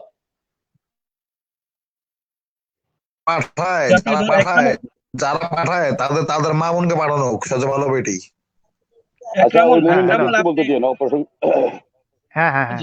একরামুল আপনি বলুন, একটু সংক্ষেপে বলুন একরামুল। হ্যাঁ, বললাম কি ওই মেয়েটাকে কি মেরে মানে ধর্ষণ করে মেরে তারপর মেয়েটা পাঠিয়ে দিয়েছে? আত্মহত্যা করেছে। 1 মাস আগে আরেকটা মেয়ে এসেছে, তাও 14-15 বছর বয়সী, দালালেরা ওখানে তাকে বয়স বাড়িয়ে পাঠিয়েছে এবং তারা দর্শন করলো, সে দর্শন করার পরে আত্মহত্যা করছে, কারণ তারা তো জানতো না ওখানে কি হচ্ছে। হ্যাঁ হ্যাঁ হ্যাঁ, না আমি আগে আমাদের সরকারের দোষ দেব, বাংলাদেশের। সৌদি আরব তো এরকম আমরা জানি, আমি জানি যে শোনেন, আমরা তো আগে থেকে জানি যে ওরা বাড়ি বাড়ি মানে কাজের মেয়েদের বউদের ধর্ষণ করে, হ্যাঁ ধর্ষণ করে, গর্ভবতী বানায়, এটা করে সেটা করে, আমরা এগুলো জানি। কিন্তু আমার কথা হলো এরা কিভাবে একটা মেয়ে দেশের সরকারকে ফাঁকি দিয়ে, যদি দেশের সরকারের অনুমতি নিয়ে যায় তাহলে সরকার কেন বাধা দেয় না? এটা হলো আমার প্রথম প্রশ্ন। আপনি কি মনে করেন সে ইমিগ্রেশন ছাড়াই পালিয়ে গেছে নাকি? সে তো ইমিগ্রেশন হয়েই গেছে। সে বোরকার ভিতরে নেকাব টেকাব পরে 17 বছরকে 27 বছর বানিয়ে দিছে, কারণ নেকাব খুললে তো আপনি আবার ধর্ম অবমাননার দায়ে তো আবার ইমিগ্রেশন অফিসারকে আপনারা মানে হত্যা, তাহলে তো এটা সরকারের উপর দোষ চাপা না, তাহলে সরকারের উপর তাহলে তো দোষটা হবে সরকারের, তাই না? সরকার তো দোষ করতেছে, তাহলে আমরা কি সরকারের এই যে সরকার না, এখানে যতটুকু আলোচনা হলো তাতে কেউ তো সরকারকে দোষ দিচ্ছে না। এখানে যতটুকু আলোচনা হলো সবাই শুধু ধর্মের ঘাড়ে চাপাচ্ছে। প্রথমে আলোচনাটা শুনবেন, আপনারা প্রথমে আলোচনাটা শুনবেন। সরকারকে আমি কিভাবে দোষ দিয়েছিলাম? আমি দিয়েছি যে এই মেয়েটা কিভাবে পাসপোর্ট করলো 27 বছর, কিভাবে ইমিগ্রেশন পার হলো 27 বছর। তার সাথে আমি একটু ধর্মীয় রং লাগাইছি এইটা যে হিজাব নেকাফের নিচে আসলে কি সে 27 বছর না 10 বছর সেটা বোঝাও কঠিন। কারণ আজ যদি কোনো ইমিগ্রেশন অফিসার যদি হিজাব খুলতে যায়, নেকাব খুলতে যায়, তখন তো আবার তাকে সাতেমে রাসূল বলে ধর্মীয় অবমাননার নামে আপনারা যেই আগুন দিয়ে পোড়াবেন, সেটাও আমি বলেছি। তাহলে ওরা যেহেতু আমাদের সরকার কিছু ব্যবস্থা নিচ্ছে না, সরকার আছে, মানবাধিকার সরকার কমিশন কেন আছে, ব্যবস্থা নিবে রে ভাই? সরকার কেন ব্যবস্থা নিবে সেটা বলেন আগে। সরকার যেহেতু জনসংখ্যা বেড়ে গেছে, দেশে কাজ নাই, বেকারত্ব বেশি, নারীরা সৌদি আরবে অনেক টাকা আছে, এই জন্য দালালের খপ্পরে পড়ে ওরা চলে যায়। তাহলে সরকারকে ব্যবস্থা নিতে হবে না? সরকার ব্যবস্থা নিতে পারবে না। সরকার যদি এখন বলে সৌদি আরবের এটা অন্যায় কাজ করতেছে, এই জন্য সৌদি আরবের এম্বাসি রাষ্ট্রদূতকে যদি এই কথা বলে, তখন ওই যে আমাদের 22 লক্ষ শ্রমিক ঘাট ধরে পাঠিয়ে দিবে, এই জন্য সে এটা করবে না। আরেকটা হচ্ছে যেটা ইসলামে যেটা অনুমোদন করে, তাহলে আমি ভাই কে ভাই? আমি তো হলাম মুসলমানের সরকার, বুঝতে পারেন না? না, আমি আগে ওদের দোষ দেব না সৌদি আরবের, আমি আমার দোষ ধরবো আগে। কারণ কি সৌদি আরবে ধরে নিলাম সরকার রে ভাই, আমি তো মুসলমানের সরকার, আমি তো হেফাজতের সরকার। ওই ভাই আমি ওনার সাথে একটু কথা বলি। আপনি সরকারের দোষ দিচ্ছেন, ঠিক আছে, আমরা সবাই একমত এই ব্যাপারে, কিন্তু সরকারের সংজ্ঞাটা কি? সরকার কে নির্ধারণ করে? আমাদের দেশে কি কোনো সরকার আছে নাকি স্বৈরাচারী সরকার আছে? স্বৈরাচারী ক্ষমতা আছে, স্বৈরাচারী ক্ষমতা। আমাদের দেশে কোনো সরকার নেই। এটা তো একটা ভিন্ন টপিকই গেল, কারণ সরকার তো আপনি ভিন্ন টপিক কিভাবে বলেন? আপনি কিভাবে ভিন্ন টপিক বলেন? একবারে বলেন যে সরকারের দায়িত্ব, সরকার থাকলে না সরকারের দায়িত্ব নিবে। সরকার তো নেই আমাদের দেশে। আমি দুঃখিত, আমাদের দেশে ক্ষমতাসীন। এখানে আমি দুঃখিত, আপনাদের সবাইকে আগামী দিন 6:30 আপনারা আসেন, আমরা সেম বিষয়ের উপরে আলোচনা করব। আরেক মুমিন, আপনাকে অনেক ধন্যবাদ, আপনিও আসবেন। আমরা সমস্যা সমাধানের দিকে আমাদের আলোচনা করতে হবে, তো এইজন্য আমি জিনিসটা এগিয়ে নিয়ে যাচ্ছিলাম। আপনি আলোচনাটা করতেছেন যেভাবে। 10 সেকেন্ড দিবেন আমাকে। একটা সেকেন্ড, আমি কাউকে আর 10 সেকেন্ড দিচ্ছি না। একরামুল, আপনি যেভাবে কথা বলেন, একবার বলছেন যে আপনি সরকারের দোষ দিচ্ছেন, আমরা দিচ্ছি। আমি প্রথমেই বলেছি কিভাবে এই মেয়েটা ওখানে যেতে পারে। ঠিক আছে, তাহলে আপনি ঠিক আছেন, কিন্তু বাকি যতজন আলোচনা করলো কেন ভাই? আপনি মনে হয় রিফাত ভাই এক মিনিট আগাগোড়া মনে হয় ভাই, আপনি আগাগোড়া মনে হয় করেন নাই, এই বক্তব্যটা শুনেন নাই, আলোচনাটা শুনেন নাই। আমার বক্তব্যে পুরোপুরি সরকারের উপর দোষ চাপানো হয়েছে এবং সে পররাষ্ট্র জানেন কথা বলা হয়েছে। আপনি কিভাবে বলেন? না না তাহলে আপনার দেখুন, বেশিরভাগই তো আলোচনা করলেন যে ধর্মের ভাই ঘাড়ে একটু চাপিয়ে থামেন দিয়ে না যে ভাই, কেন এরা ভাই ঘেরাও একটু করবে না। থামেন না ভাই, ভাই একটু থামেন না ভাই, একটু হ্যাঁ থামেন। আমি আপনাকে একটা কথা বলি, বাংলাদেশের এই যে 18 কোটি জনসংখ্যার বিস্ফোরণ, ওইটাকে খাওয়ানো পরানোর জন্য আমাদের মা বোনদের ইজ্জত বিক্রি করতে হয়। কারণ দেখেন রোহিঙ্গাদের 54,000 যে রোহিঙ্গা আছে এই ইয়াতে সৌদি আরবে, তাদেরকে বাংলাদেশের পাসপোর্ট না দিলে 22 লক্ষ শ্রমিককে দেশে পাঠাবে। তারা আমাদেরকে ধমকি দিয়েছে, ধমক দিয়েছে। কেন তারা ধমক দিতে পারে? কারণ আমাদের এই জনগোষ্ঠী 18 কোটি 20 কোটি মানুষ, তাদের পেটের ভিতরে দুইটা ভাত আর সবজি দেওয়ার জন্য আমাদের মা বোনের ইজ্জত পর্যন্ত বিক্রি করতে হচ্ছে এই ধর্মীয় রাষ্ট্রগুলিতে। এর বাইরে আমি তার কিছু মানে বলবো না। তার মানে পেটের দায় আর হচ্ছে ইনকামের জন্য, তাই তো? এটা হ্যাঁ, দোষটা সেই তো পেটের শুধু দায়ে সরাসরি ভাই আমি শেষ করছি। ওকে, ওই ভাই প্লিজ আগামী 10 দিন দেখা সেকেন্ড হবে দিবেন। 6:30টার সময়। আগামী দিন 6:30টার সময় দেখা হবে, আপনারা আসবেন। এই আলোচনা আমরা শেষ করতে পারবো না। হ্যাঁ।